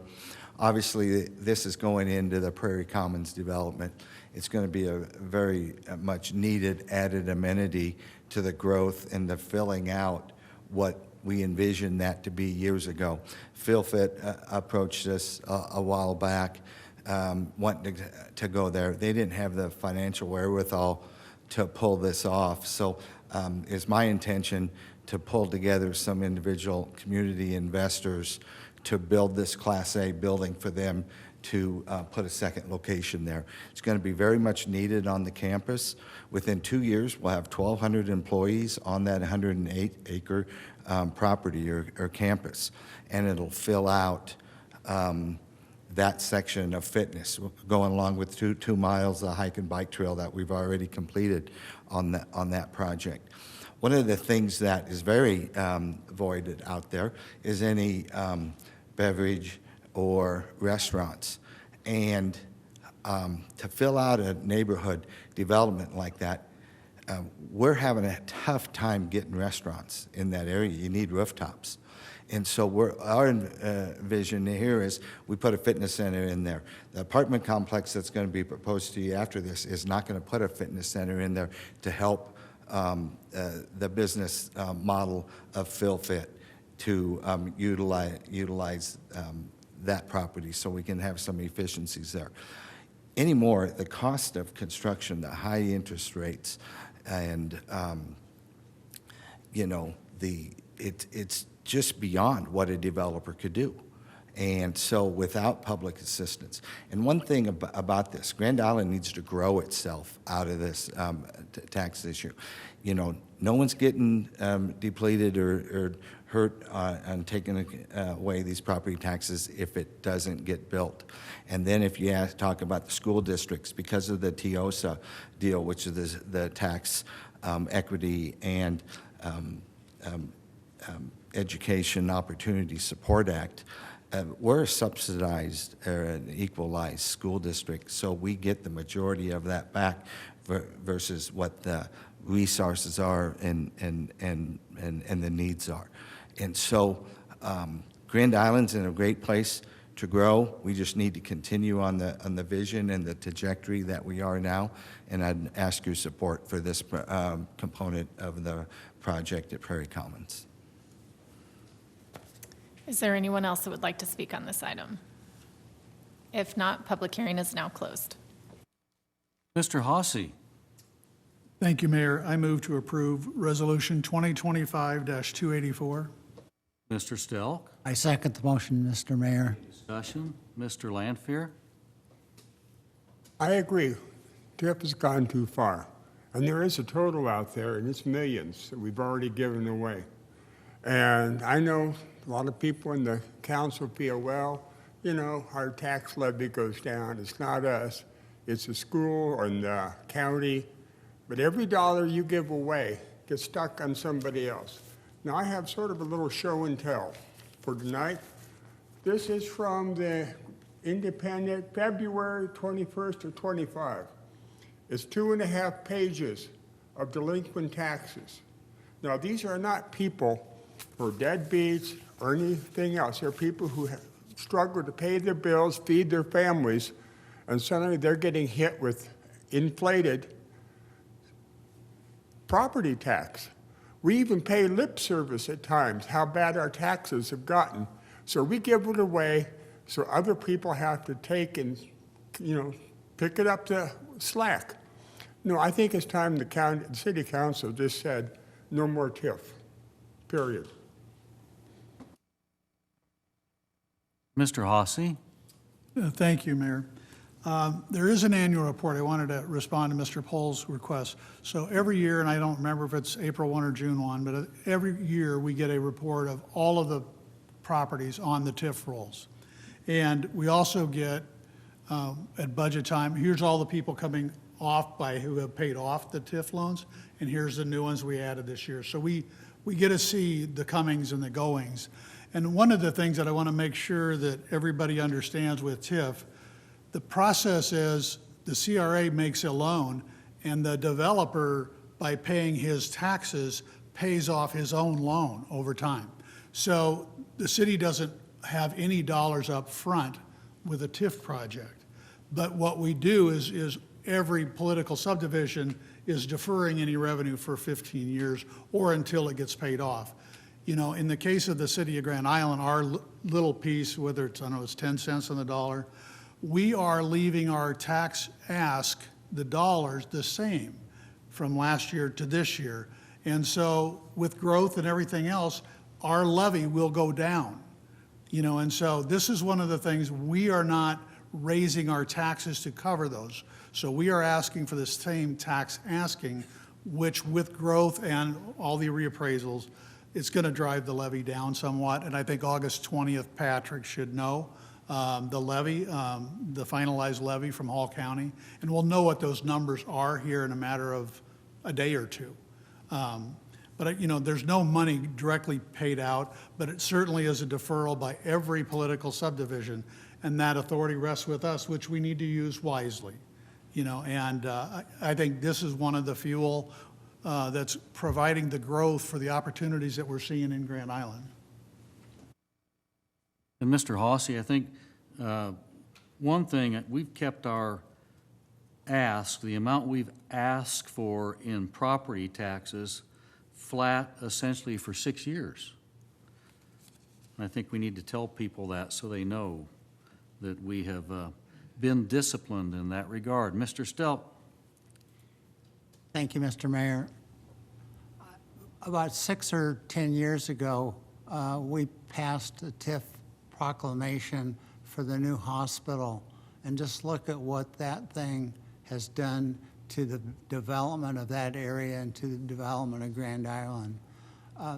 The other question I have for Chad, there's a percentage of TIF that we're allowed to get? There's a percentage of the city that we are allowed to declare blighted and substandard. What is that? And that is 35%. And then anything that is declared extremely blighted is removed from that. We are currently at about 26% of the municipal limits that has been declared blighted and substandard, and 7% that is extremely blighted, so our net is about 19%. I can get you those exact numbers, but those are going to be reasonably close. That's the thing I like to look at to make sure that we're following the state law. And that's the blight declaration, which is the first part of this, which would have been what you did in, 2014, 2016, Roger? 2016, when Area 17 was declared blighted and substandard prior to building the hospital. That's where that 35% comes in. But I strongly support this. Thank you. Please vote.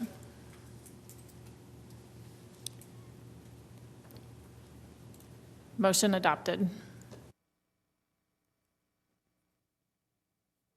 8H, public hearing on redevelopment plan concerning a site-specific redevelopment plan for CRA area number 17 to allow for redevelopment of property located north of Ray Road and west of Prairie View Street in Grand Island, Hall County, Nebraska, for commercial purposes, Grand Prairie Apartments. Mr. Nebedy? The property that we're talking about is, I'm going to scroll back and forth here a little bit between these two. Prairie Commons was this one, and right behind it is the apartments. So just to the west of where the fitness center is proposed to be built, they're looking at 219 apartments there on about 8 acres. The B2 zone, as it is currently zoned, allows for apartment development at a rate of 1 unit per 1,000 square feet of property, so 43 units an acre. This will be 220 units on 8 acres, so a little less than 30 units per acre overall. So not as high density as it could be, but certainly a relatively high density for Grand Island. This will be one of the more compact developments that we've seen. They are proposing that this project would be a $47 million project overall to build out, and are requesting $11 million of TIF over the course of 15 years. Probably over the course of 18 years, but no single building will be eligible for TIF for more than 15 years. Because these projects are built in phases, we have a contract with multiple start dates that starts when the project is completed.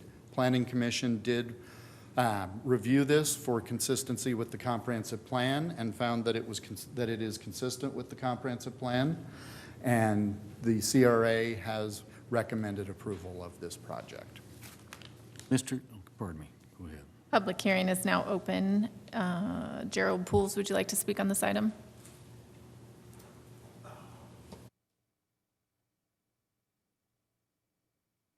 Thank you again.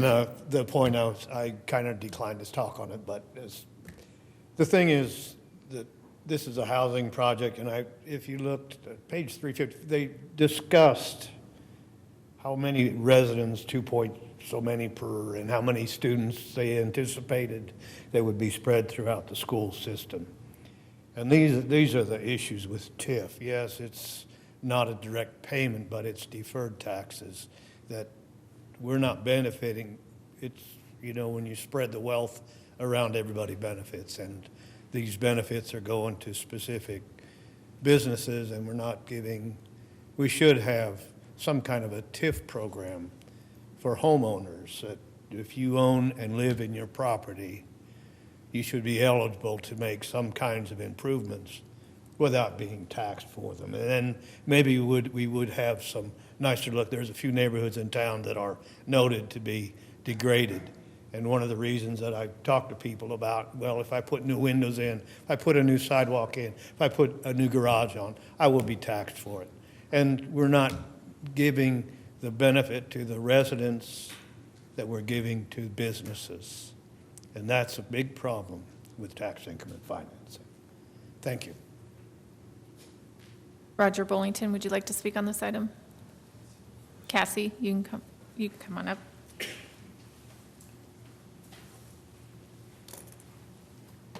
Mr. Mayor, city staff, city council members, my name is Cassie Innes. I am president of Metonic Real Estate Solutions, headquartered in Omaha, Nebraska. For those of you who don't know, we are currently landlords and partners of the city of Grand Island. We own Grandview Apartments, which is in the northwest area of Grand Island, and it is a senior HUD affordable community. And we have been in this community for many, many years. And we are thrilled about the opportunity to expand our partnership, not only with the city, but also with Chief Construction. As Chad mentioned, we are asking for $11 million of workforce housing tax increment financing to help offset the high construction costs, high interest rates, and to keep these rents affordable at a workforce housing level.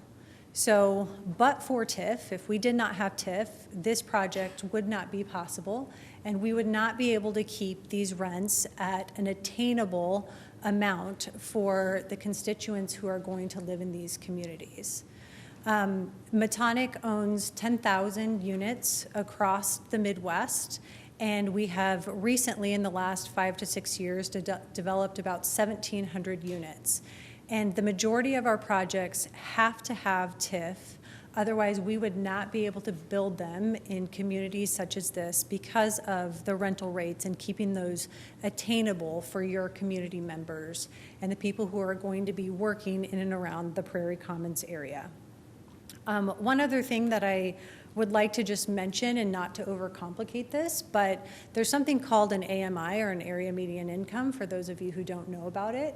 And the majority of our units are between 80% and 100%, 120% AMI. And the state looks at that as an affordable or an attainable rent for this type of community. And so, but for this TIF, we would not be able to keep our rents at that 80 to 120% AMI. So I'm happy to answer any questions that you may have.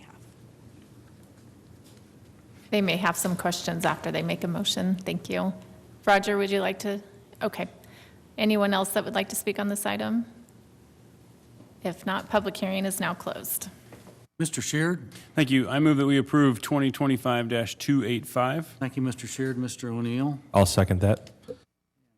Discussion, Mr. Hossie. Thank you, Mayor.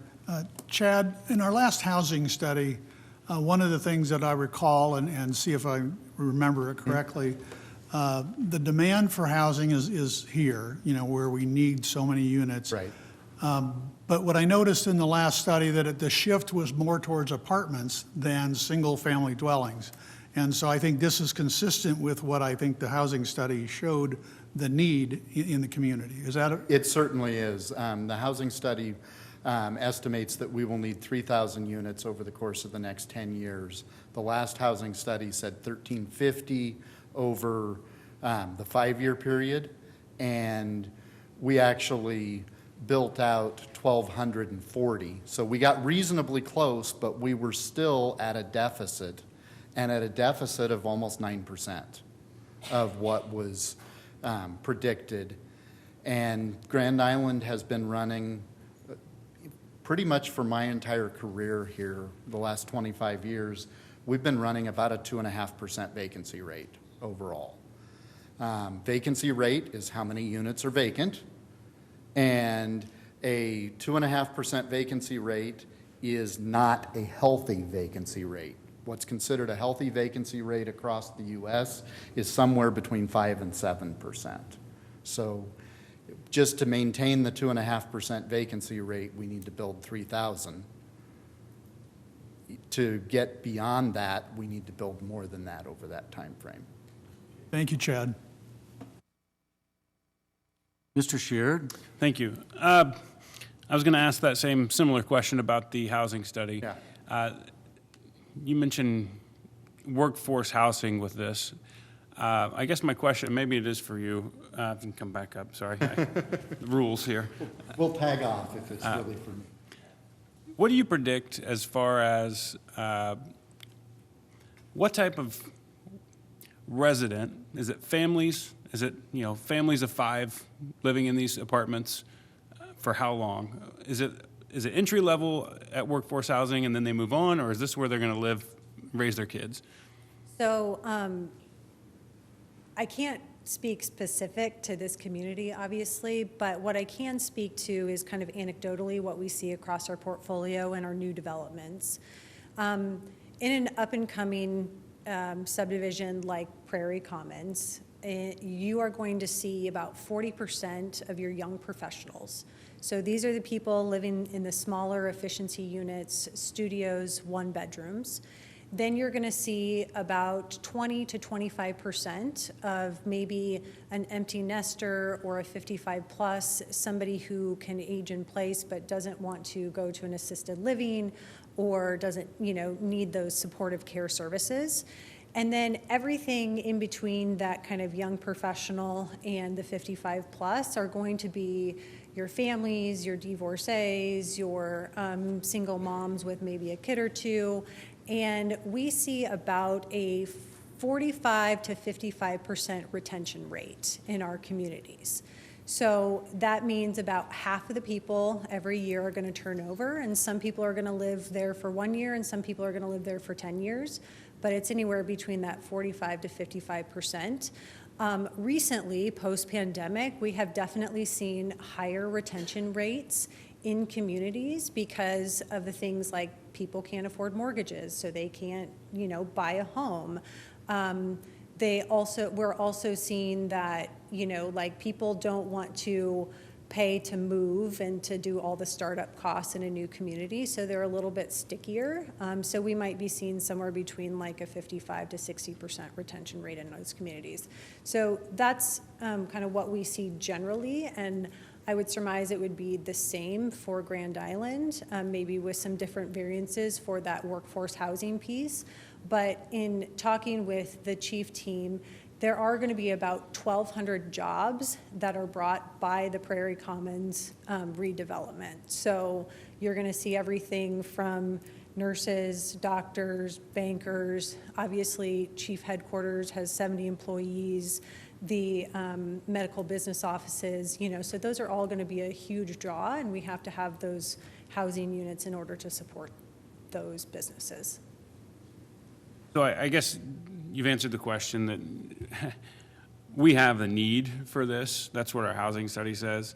And we don't have the vacancy for all of the growth, just what you just mentioned in one small development.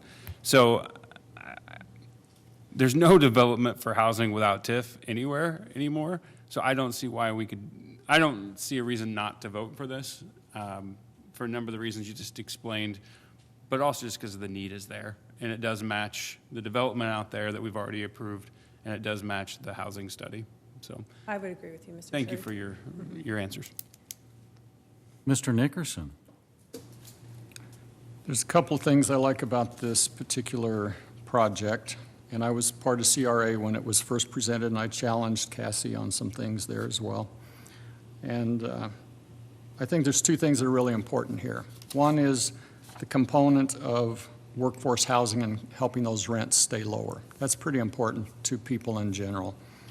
But the other thing that's really important to me, and I'm looking at a list that I compile, I keep track of all the housing projects that are approved, TIF approved, most of them have been TIF approved, what the potential is.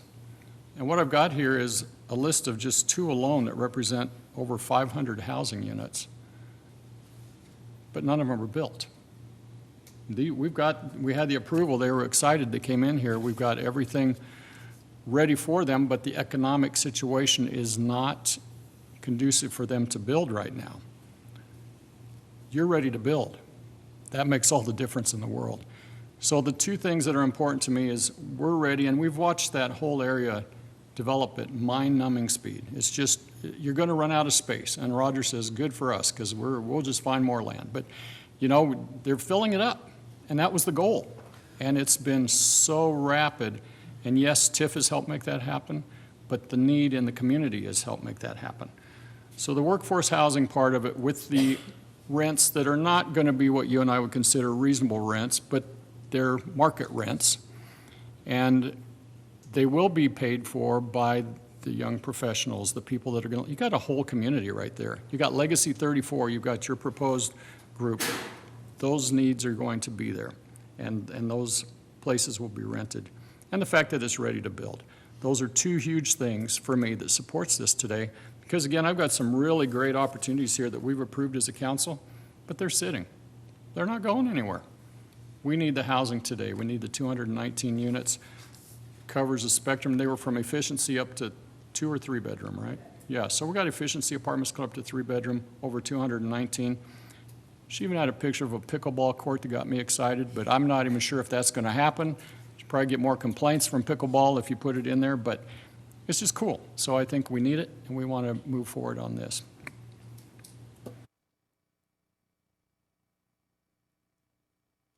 Please vote.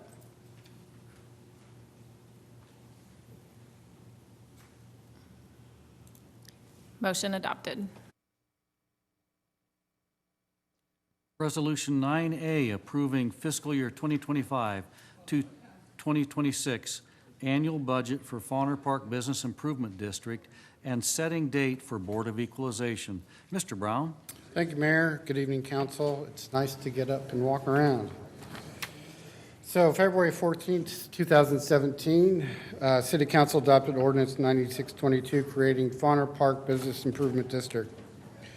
The reformation of the Fauner Park BID that occurred in 2017 created the Fauner Park BID as a perpetual entity. The assessments are paid by front footage of the businesses on the map of the Fauner Park BID. The board met on August 11th, 2025, approved the budget of $53,202. It was the same budget as last year, so no increase there. The BID does pay the city a fee of $1,200 for accounting services. So we are requesting approval by City Council to sit as the Board of Equalization on September 9th, 2025. Thank you. Thank you, Mr. Brown.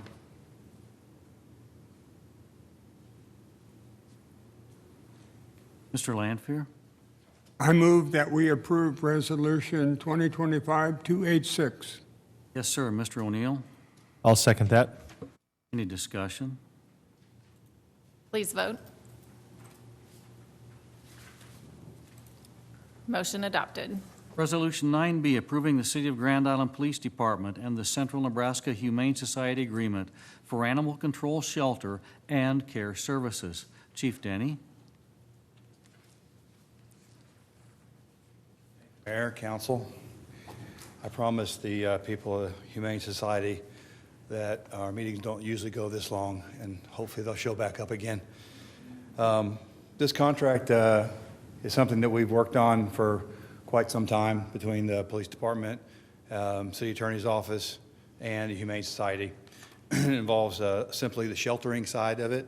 So in essence, what the Police Department would do, pending council approval, is that they would deal with sheltering and the police department would deal with the animal control aspect of it. So the sheltering side of this, and what you have before you is a draft copy.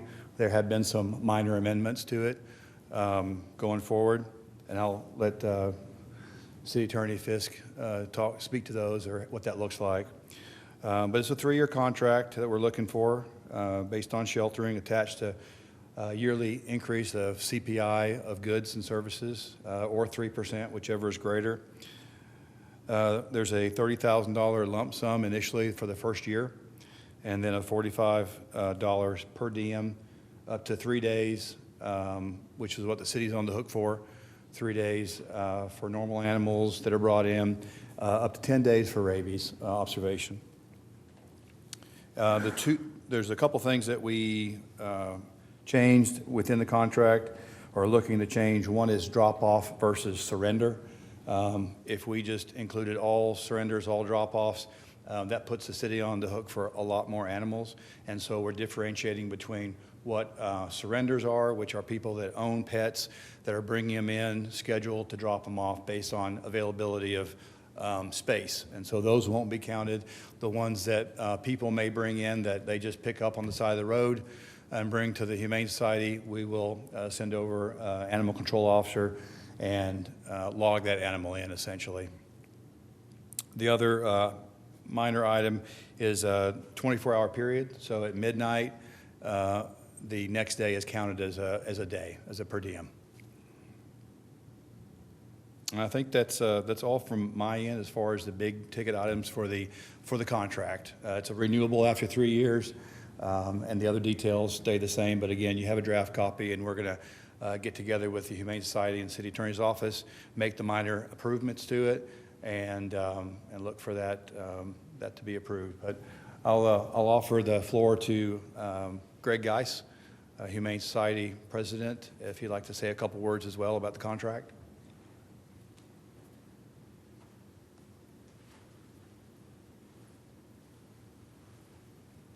Just want to, we had talked about dropping the animal control, earlier this year, and I know there'll be some questions on why the money hasn't changed that much, but the main reason that we are not doing animal control anymore is because as we look at what our mission is and things like that, we're spending too much of our assets and too much of our time on the animal control. We started looking at what other communities do, and in Nebraska, Omaha and Grand Island are the only two that do animal control, that the police department doesn't do animal control. So we thought it would be better in our best interest and the city's to not do animal control any longer and put our assets and our time and attention into other things more in line with what our mission is. So that's kind of why the changes are coming in. Thank you.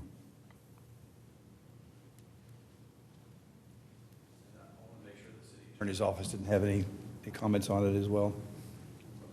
No, I think Chief Denny covered most of the changes that have occurred since the draft copy that's in your packet. They were largely housekeeping to deal with a couple of particular scenarios like pregnant animals, some of those nuances. But the one item that really has changed in particular that I think some of you have raised in the last while is clearly defining that per diem payment is for 3 days, that 72-hour period, with a few exceptions. Rabies holds, anytime they're holding an animal, pending an animal advisory board hearing, some of those other cases, when they're holding the animal because of the city and the city's decisions, that is sometimes extended. But those are really the big changes that were made going in there.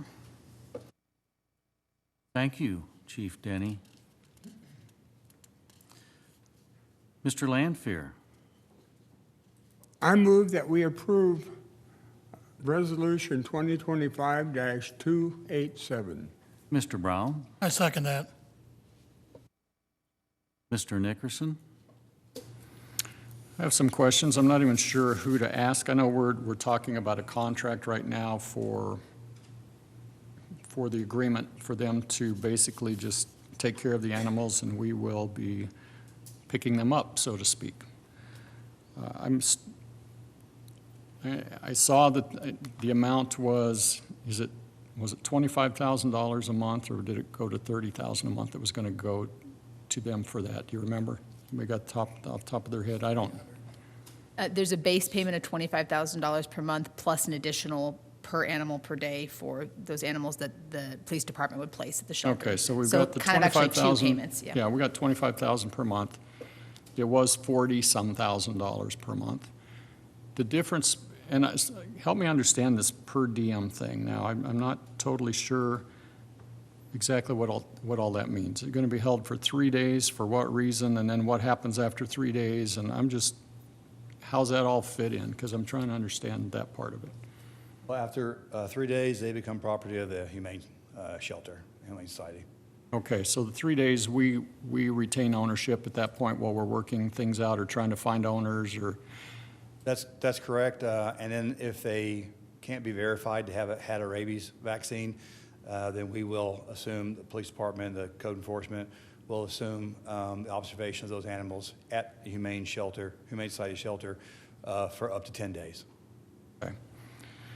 All right, so that clarifies that a bit while we're trying to sort through it. Going back to the cost difference of what it was when we were paying for them to do everything and what we are now taking over, are we absorbing some of the employees from the Humane Society, the current animal control officers? Do they become part of the city? Are they still with the Humane Society at this point, or are those details still to be worked out? And then, well, let's answer that question first. Right now, what we've done is contract through a temp agency, one of the ACOs, to help us with animal control in the police department. So essentially, we've hired one of them temporarily. The other one we weren't able to. And so right now we have one ACO through a temp agency working as an animal control officer. The idea is to stand up within code enforcement 2.5 FTE that would be dedicated toward animal control duties. But also what we're looking at doing is adding to the code enforcement officer's job description, which would include animal duties. And so any new code enforcement officers that we bring in would fall under that new job description. And so that would give us really a lot more flexibility in the long run over a period of years to deal with animal issues from a holistic point, not only code enforcement, but also animal control. And that makes sense. I think that's a good idea. The question is, how effective is one ACO right now? I'm going to call him an ACO, but how effective are they right now compared to the 2 or 2.5 that we had going before? Not as effective. He's working a lot of hours. We also are supplementing him, and I personally have been at the Humane Society last week, I believe it was, when our supervisors, our sergeants and lieutenants went through by Emily and Ashley some training on how to apprehend dogs and cats and equipment needed. So I was there. I went through the training as well, through the tour of the Humane Society shelter and where drop-offs would be, how to get through doors, that kind of thing. So right now, it's not operating as efficiently as it will be. But once we stand up the proper personnel and train them properly, focus them, we're putting policy in place here in the next couple days as well. As we go through the next couple of months, we anticipate that we'll have a good handle on dealing with animal issues in the city. So the question then is, we have a few weeks till we formalize our budget for this next year. We're just down to days, really. How is that factoring in, Patrick, with the needs that the police department sees going forward with budget requests, which were already presented and can always be amended? Are we going to see some of those numbers before the end of this year to know what that additional, they're carrying on an extra burden now, so there's got to be dollars attached to that. Are we just saying the difference between what was paid to the Humane Society for the whole thing versus what we're paying them now is the difference that we have to work with for the year? Or how are we thinking through the financial part of this? Great question. So the community service officers, so the 2.5, so that's going to cost $300,000. So then you have $300,000 for the base contract. Now the kicker is figuring the variable, okay? And according to, I think, the latest Humane Society spreadsheet, they've had 2,300 animals come in. So then, you have to start doing some math on that. Right, but we need to start doing that math now. Yes. Because Yeah. the budget is coming, and will we see an amended request before we finalize? Do we have enough time to see an amended request? A request for? For the additional money needed for the police department to take over animal control. Those FTEs will be Thursday. Will be on Thursday's discussion. Okay. So on the variable side of that, we are going to budget high, just so that we have the budget authority to cover that. For sure. But once we have 1 year in, we'll kind of know. Right. And so we can zero in better. Okay, so the other part of that is we need vehicles to collect the animals in, and I'm assuming we're going to either absorb what they have before we buy new, and has that happened yet, or will it happen soon? As far as the new FTEs? No, the vehicles. We have the vehicles for putting the animals in. Have we already inherited those? You got to have trucks, you got to have van. We're not going to throw them in squad cars, I hope. Well, yes. That's actually kind of baked into the vehicle request to some degree. That's an additional deal we'll have to do, because we did let the Humane Society have 2 of our vehicles to use, and one of those is probably not drivable, really, if we get it back. One of them will be, and so going into the next fiscal budget, that was part of the reasoning behind additional vehicles, as well as anticipation. If we take animal control over, that's probably a couple more vehicles that we might need to outfit with a couple of cages, older vehicles that we would be pushing into that service, but new vehicles coming in to replace the ones that are going out. And so that's it. I think the 300,000 was actually when we were looking at 3 FTEs, but it's probably a little less than that, because we dialed it back to 2.5, so 2 full-time and 1 part-time FTE for code enforcement. I'm assuming we would be looking at some type of truck or van for these to go in rather than patrol-type cars. Yes, ideally, we have on state contract Ford Maverick. They can take a couple cages in the back. They can handle 5 people in the front, so they're very economical. So that's one option. Other options are older Explorers that used to be police vehicles that we can put cages in the back area. So we're looking at a couple different options right now. Okay. So it just seems this late in the budget season, there's still many unknowns, and we're going to be kind of flying blind for the first year, but hopefully, to Patrick's point, we're going to have to just set some money aside and just sort through that as we go. Well, after our training at the Humane Society, we also have catch poles, pig sorting panels, bike gloves. We ordered several of those for the squad cars as well, so that when the police officers get an animal call over the next month or 2, they have some equipment to deal with it. Absolutely. It's a shame to see officers have to deal with that, but I understand in the short term, it will probably have to happen, but we have to get the CSOs up and running on that so that our officers, our sworn officers, can really do what they do best. So I know it's the last minute thing, a little messy, but doable. We just have to sort through the details, and I see the city attorney's got something. Hopefully I didn't say something wrong and get spanked for it, so here we go. I was just going to point out to council that the last 2 years' contracts have included GIPD providing the Humane Society with surplus vehicles. So in addition to that payment, we have already been providing those vehicles. I think, as Chief Denny pointed out, they've been kind of the older vehicles that aren't suitable for cruisers anymore, but that is already an expense that the police department has been carrying even before this transition. That's very good. And I guess the other positive, which is a good positive, is there's a 3-year contract here, so we're not going to have to be debating this every year. And hopefully everybody's happy with that 3-year view at this point. Okay. Mr. Hossie. Thank you, Mayor. The first thing, I'm old enough that I remember the last time the Humane Society took over the animal control, and Jim Truel was a big advocate for the Humane Society at that time. And one of the things that we talked about at that time when we actually went out and did a bid. We had an RFP, and so we were bidding 3 components. And the first one was animal control, and the second one was the housing part. You know, where do you put them for those 72 hours?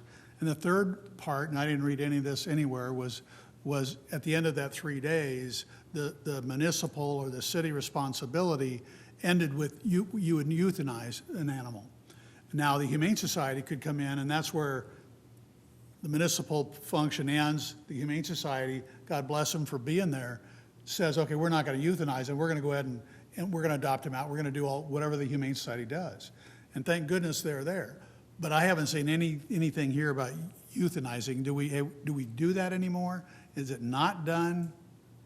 It's not part of the contract, I'm assuming. I didn't read it anywhere. It's not. Okay. We don't euthanize animals just because we can't adopt them out. We keep them. We try to have them go to rescues, different things like that. That's part of the problem with, we always argue about the 3-day rule. We still have a lot of animals that we have passed the 3-day rule, but that we have to try to rehabilitate, get them where that can be adopted out. But we're never going to euthanize them just because we don't have space for them or anything like that. And The time we euthanize is if they're sick or, it's ordered by state statute that they have to be. And that's good to hear. It's one of those is because we're a Dillon's Rule state, we can only do, the city of Grand Island can only do what is authorized by statute to do. And it's not authorized to do a lot of the Humane Society functions that you do. And so we're, and like Joyce and I have been donors and volunteers for the Humane Society in past years when we had animals and other things. That's where their money comes from, is from donations and from, people in the community all volunteering and doing things. And so those are great things to happen, but they're not a municipal function. So as always in the budget side, it was hard for the city to say, okay, this is the municipal, from the animal control up until the 72 hours, then all of a sudden we're done. And then now it's the budget is over here, because it's all one budget for the Humane Society. And so how do you divide that, that line, that timeline on 72 hours was always a challenge to try to read through it. I do have a question now. So did all the assets transfer for the animal control part? And I mean, the vehicles I think I've heard, but the equipment that goes with it, did all of that transfer back then to the city? The Humane Society owns all that equipment, so we've just kind of been lending it to the police department as they needed it. Okay, I would have said most of the animal control equipment was purchased with public funds. I mean, that's what I would have said. So, okay, there's probably not much there anyway. Catch poles, things like that. So. Okay. The other thing that we were supposed to, our contract required that we had reporting, and I don't remember if it was quarterly or what the reporting were. And as a council member, I haven't hardly seen any reporting over the years. I asked 5 or 6 years ago or 7 years ago, I asked for some reporting, and I got what I call a data dump.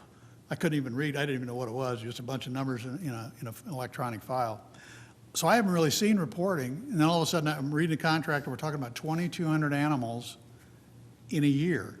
We're talking about 5% of Grand Island homes having an animal that has to be handled by the animal control person. And I'm assuming that 2,200 is a historic number? Did that come from it's in the contract, so where'd that? Last year, and each year it increases, probably right around that 10%. That's where we were last year was, what was it, 23 something was the number of animals that we picked up last year. We do a report monthly, and so I don't know how that would get, but the city attorney, and we have a monthly meeting with them to discuss, That'd be helpful if we can get it, so that way we understand the amount of traffic that you're getting and the amount of work that's going in. Because right now we don't know, and if you're not, if we're not out there or we're not participating, we don't have any idea the amount of efforts that you guys have to do all these things. So I'm sure we're going to learn, and maybe Chief Denny, if you can get these reports, whatever the reports are, somehow get them funneled into a system where we can see them. Or maybe we can see them, I just need to know where to go get them. Maybe that's more of the issue. The reporting, that was the last thing I had, so thank you both. Mr. Sheard? Thank you. It's 9:30 when I was trying to figure this out. Now it's 9:45. You mentioned that you're still working on some aspects of the contract with this. The ones that I just mentioned are the ones that we've verbally agreed to, that would be changes to the draft that you have. So what are we approving tonight? The actual final contract, I believe, is out on the printers with all the new changes that were sent over today. So it is the draft version you have plus the changes that have been discussed today that you'd be approving. And Councilmember Hazy, I'd note the reports are all on the website. I will send you a link later so you know where to find them. So you've already made all the changes. You're not still debating? Correct. We've agreed to the changes that I've mentioned. There are no other changes that I'm aware of at this time. And so we'll meet after this just to really go over what policy looks like. Like I said, we are implementing policy on the police department side as far as the ACO stuff goes. So what that looks like operationally. But the contract itself, I'm not aware of any other changes. Okay. All right, thank you. Mr. Still. Thank you, Mr. Mayor. Your body's working with the animal control body or the Humane Society. Is there going to be a board that governs both of you? Because how do you work together? Because you kind of got this set of people doing their thing and you got another set of people doing their thing. How do you combine heads or work out resolutions on day-to-day operations that come up that maybe require both of you? Or do you have monthly meetings to go over this stuff? Right. We've had monthly meetings. We'll continue to have those. There's an office at the Humane Society Animal Shelter that we'll probably still use quite a lot for our animal control officers going forward, because there'll be business hours at the shelter when we may have to have animal control officers over there to write citations, release dogs, things like that. And we're going to cover those under policy and other things as well, as far as the operating hours that we'll have. So we'll maintain our new animal control officers, which hopefully, one of them will be an existing one as well. We'll have an office over there. We'll be able to go over there, help them with kennels, dealing with animals that are under observation for rabies. And so we'll maintain a pretty close relationship with them. Ideally, we'll also know the animals that we're dealing with. So if there's a drop-off of an animal at the animal shelter, one of our animal control officers will go over there, log it in, do the proper paperwork. So I think the relationship will be as tight or tighter than it has been over the last few years. Yeah, I just wanted to make sure there's not going to be a big push if you don't get the dogs or the cats or the animals put out in 3 days. We're not going to just euthanize everything that comes along. That we'll work on trying to get them out for adoption in the community. Well, the Humane Society is going to deal mostly with that. We're going to deal mostly with dealing with loose animals, aggressive animals, animal bites, and actually making sure that deemed animals, deemed owners are in compliance. And so one of the good things, I think, the police department taking over this aspect of it, and no offense to the Humane Society, but as far as the pay, as far as the benefits, it stabilizes that position. And so in the long term, we keep people longer. They become more experienced. They get to be a little more proactive because they'll know the problem areas and the problem owners. And they'll be able to go out there and deal with compliance, probably more so than the current ACOs have, because they've had a lot of turnover just in the way that they structure their benefits at the Humane Society. I will say that what you're doing is a tough job. It's hard to pick up them. It's hard to put them out, but I admire you and wish you the best of luck in working out the situation. Thank you. Mr. Hossie. Thank you, Mayor. I did have one more question. Well, I have a comment first. We do have a leash law in Grand Island, and I walk every day, and on Sunday, I think 2 days ago, I saw 3 dogs not on leashes, and I think their owners had them under control. And, the problem is I don't know that. When that animal comes by me, I have no idea if he's going to be friendly. And because I might be nervous, he might be as well. So anyway, I just want to make sure that we communicate in the community that we still have leash laws, and if you're taking your dog out, for a walk, or, make sure they're on leashes, because I don't think everybody knows that. A little dog named Tinker, who was running down Custer. I picked him up. I was going to bring him home. And then I'm looking at his dog. He had dog tags on, and he lives on North Road.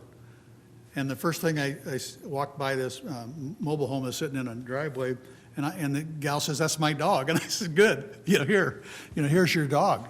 But here Custer is a busy street for a little dog to be running up and down. And I didn't see her because of the trailer, but anyway, it was one of those interesting things. The other day, here's where my question is. The other day, we had a fee schedule, and for the impound yard, we raised the fee to $15 a day. And so the owner or the driver of the car, when they want their car out of there, they got to pay that $15 a day. Is there any fee that we are charging when the owner comes in and says, "That's my dog"? What is the fee, and who gets the fee then? I'll let Ashley speak to that, please. I guess that one's me. Hi, I'm Ashley Meister. I'm the executive director at the Humane Society. So we do charge a reclaim fee for when people come in to pick up their strays. It's dependent on a couple of factors. The main one is whether or not we've had that animal before. So we do have a graduating schedule. So if we've seen your dog multiple times throughout the year, we're going to charge you a little bit more each time to hopefully deter you from letting your dog run loose all the time. So the starting rate for that is $75 if it stays for the 3-day period. Oftentimes we do end up discounting it just because we're at capacity and need animals to go home. So a lot of times if it's the first offense, I will let them go for like $25, especially if they pick it up quickly. Again, just because I need the kennel space. So that's what our fee is. Okay, here's my question. If the city pays you $25,000 a month for what would be 2,200 animals in a year, that's $136 cost per animal that the city is paying, the Humane Society. So when that $75 comes in, is that public funds to pay us back for the? So we did factor that into the contract. So when an animal's reclaimed, the fee or the invoice we're sending you for the per diem fees will be reduced by those reclaim fees received for that same month. So it'll essentially be credited to the invoice we're charging for those per diem fees. Okay, so Patrick will get an invoice every month and it'll show on there then? Yes. Okay, thank you very much. Yep. Mr. O'Neill? I'll be very brief, and I'd like to thank a lot of you for hanging in there in a very long meeting today as well. I think the work that all of you guys do is very important, and I'm sure the life of the animal control officers, that's probably a very stressful job. And I was just kind of curious, and you mentioned hopefully this will bring a lot of stability, having them on GAPD, which will be a long-term benefit to it. I was just kind of curious if you could shed a little light on what's kind of the average tenure been of the existing ACOs at the Humane Society? Any ballpark idea? It has varied. So we've gotten lucky with some really good people who have stayed for 3 years or so. They actually work for him now. So. I was about to say we stole a few. Yeah, he took some from me.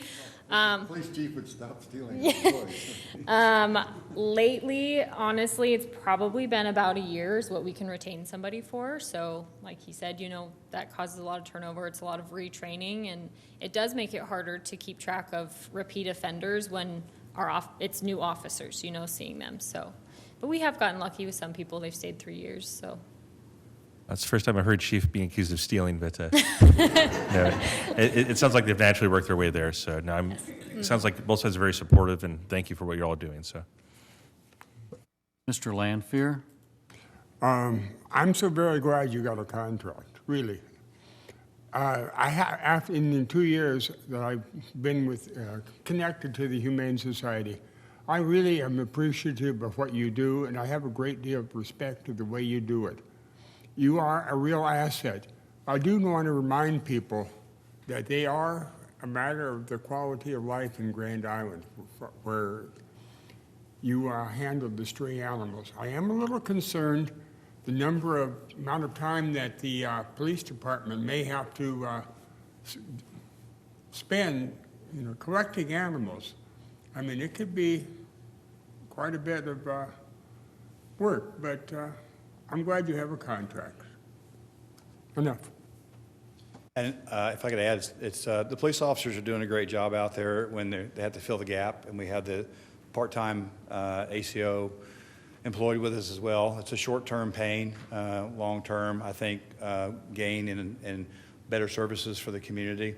But also our dispatchers as well are getting more calls in and having to deal with a different paradigm of how they send those calls out. So we've been working pretty close with communications on what that looks like too, with the idea being that any call that comes in goes to a supervisor, and if it's something that we can't deal with as far as the police go with our calls for service, our call load, then a supervisor will decide how are they going to go by the place that this animal is at? Or are they going to call the person that's calling in? So we'll try to mitigate the call, but right now we're dealing with the most egregious ones, which are dog bites or animal bites, neglect to animals, and aggressive animals. So, but they're doing a good job. Police officers are doing a good job, and the communications dispatchers are doing a good job as well. And there should be light at the end of the tunnel, I think, in the next few months. Going to echo what Mr. Lanfear said. We discuss how animal control impacts our budget, but we fail to praise, at least we fail to praise as loudly as we should, the good work of the Humane Society. The Humane Society depends upon the people of Grand Island to help them fund their mission of saving animals. And you folks from the Humane Society, you always ask me how my husky is doing. She's doing fine. She wonders where I am right now. I'd encourage everyone within the sound of my voice, give to the Humane Society and adopt a pet. You'll never have a better friend. I can attest to that. Thank you, folks from the Humane Society, for being here tonight. It's a privilege to have you. Please vote. Motion adopted. Ordinance 10A, consideration to authorize financing for solid waste improvements expansion through public markets. Mr. Brown. Well, first we have to, before you present, I want to take up a motion to suspend the statutory rules. Mr. O'Neill. I move that we suspend the rules. Mr. Lanfear. Second. Any discussion? Please vote. Motion adopted. Mr. Brown, please proceed. Thank you, Mayor. So we have been talking about improvements out at the solid waste transfer station in cell number 4. So tonight before you is we're asking permission to go shop for financing for the project. We're looking up to $9 million. We expect an interest rate between 4.5, and a discounting of 2%. So that is it. Mr. Sheard. Thank you. I move that we pass ordinance 10,031. Mr. Hossie. I would second that motion. Thank you. Any discussion? Gerald Pools, would you like to speak on this item?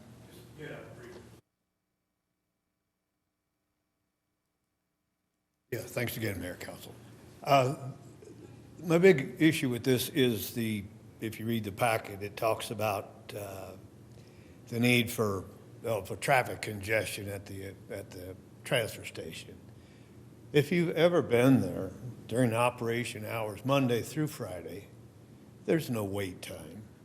The one scale, you go across or wait for somebody to come across, there's no wait. They say the peak hour, but at peak hours, it's a quarter of a mile long. That peak time is on Saturdays because the operation hours are 8 to 12, I believe. And so all the people that are holding off taking stuff to the transfer station during the week because they have a job, they're paying taxes and doing all the things that they have to do, they have to come in Saturday morning.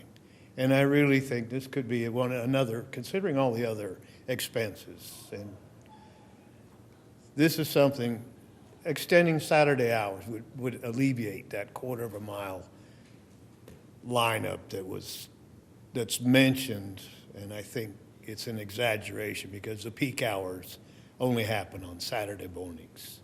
So when you consider this another $9 million expenditure, I would just check it out. Just go there during the operation hours, Monday through Friday, and see what the conditions are, because they're not dire. It's an old building, I know, probably could be nicer, but it works. And if it's not broke, you know. Thank you. Please vote. Motion adopted. We've completed our agenda. We are adjourned.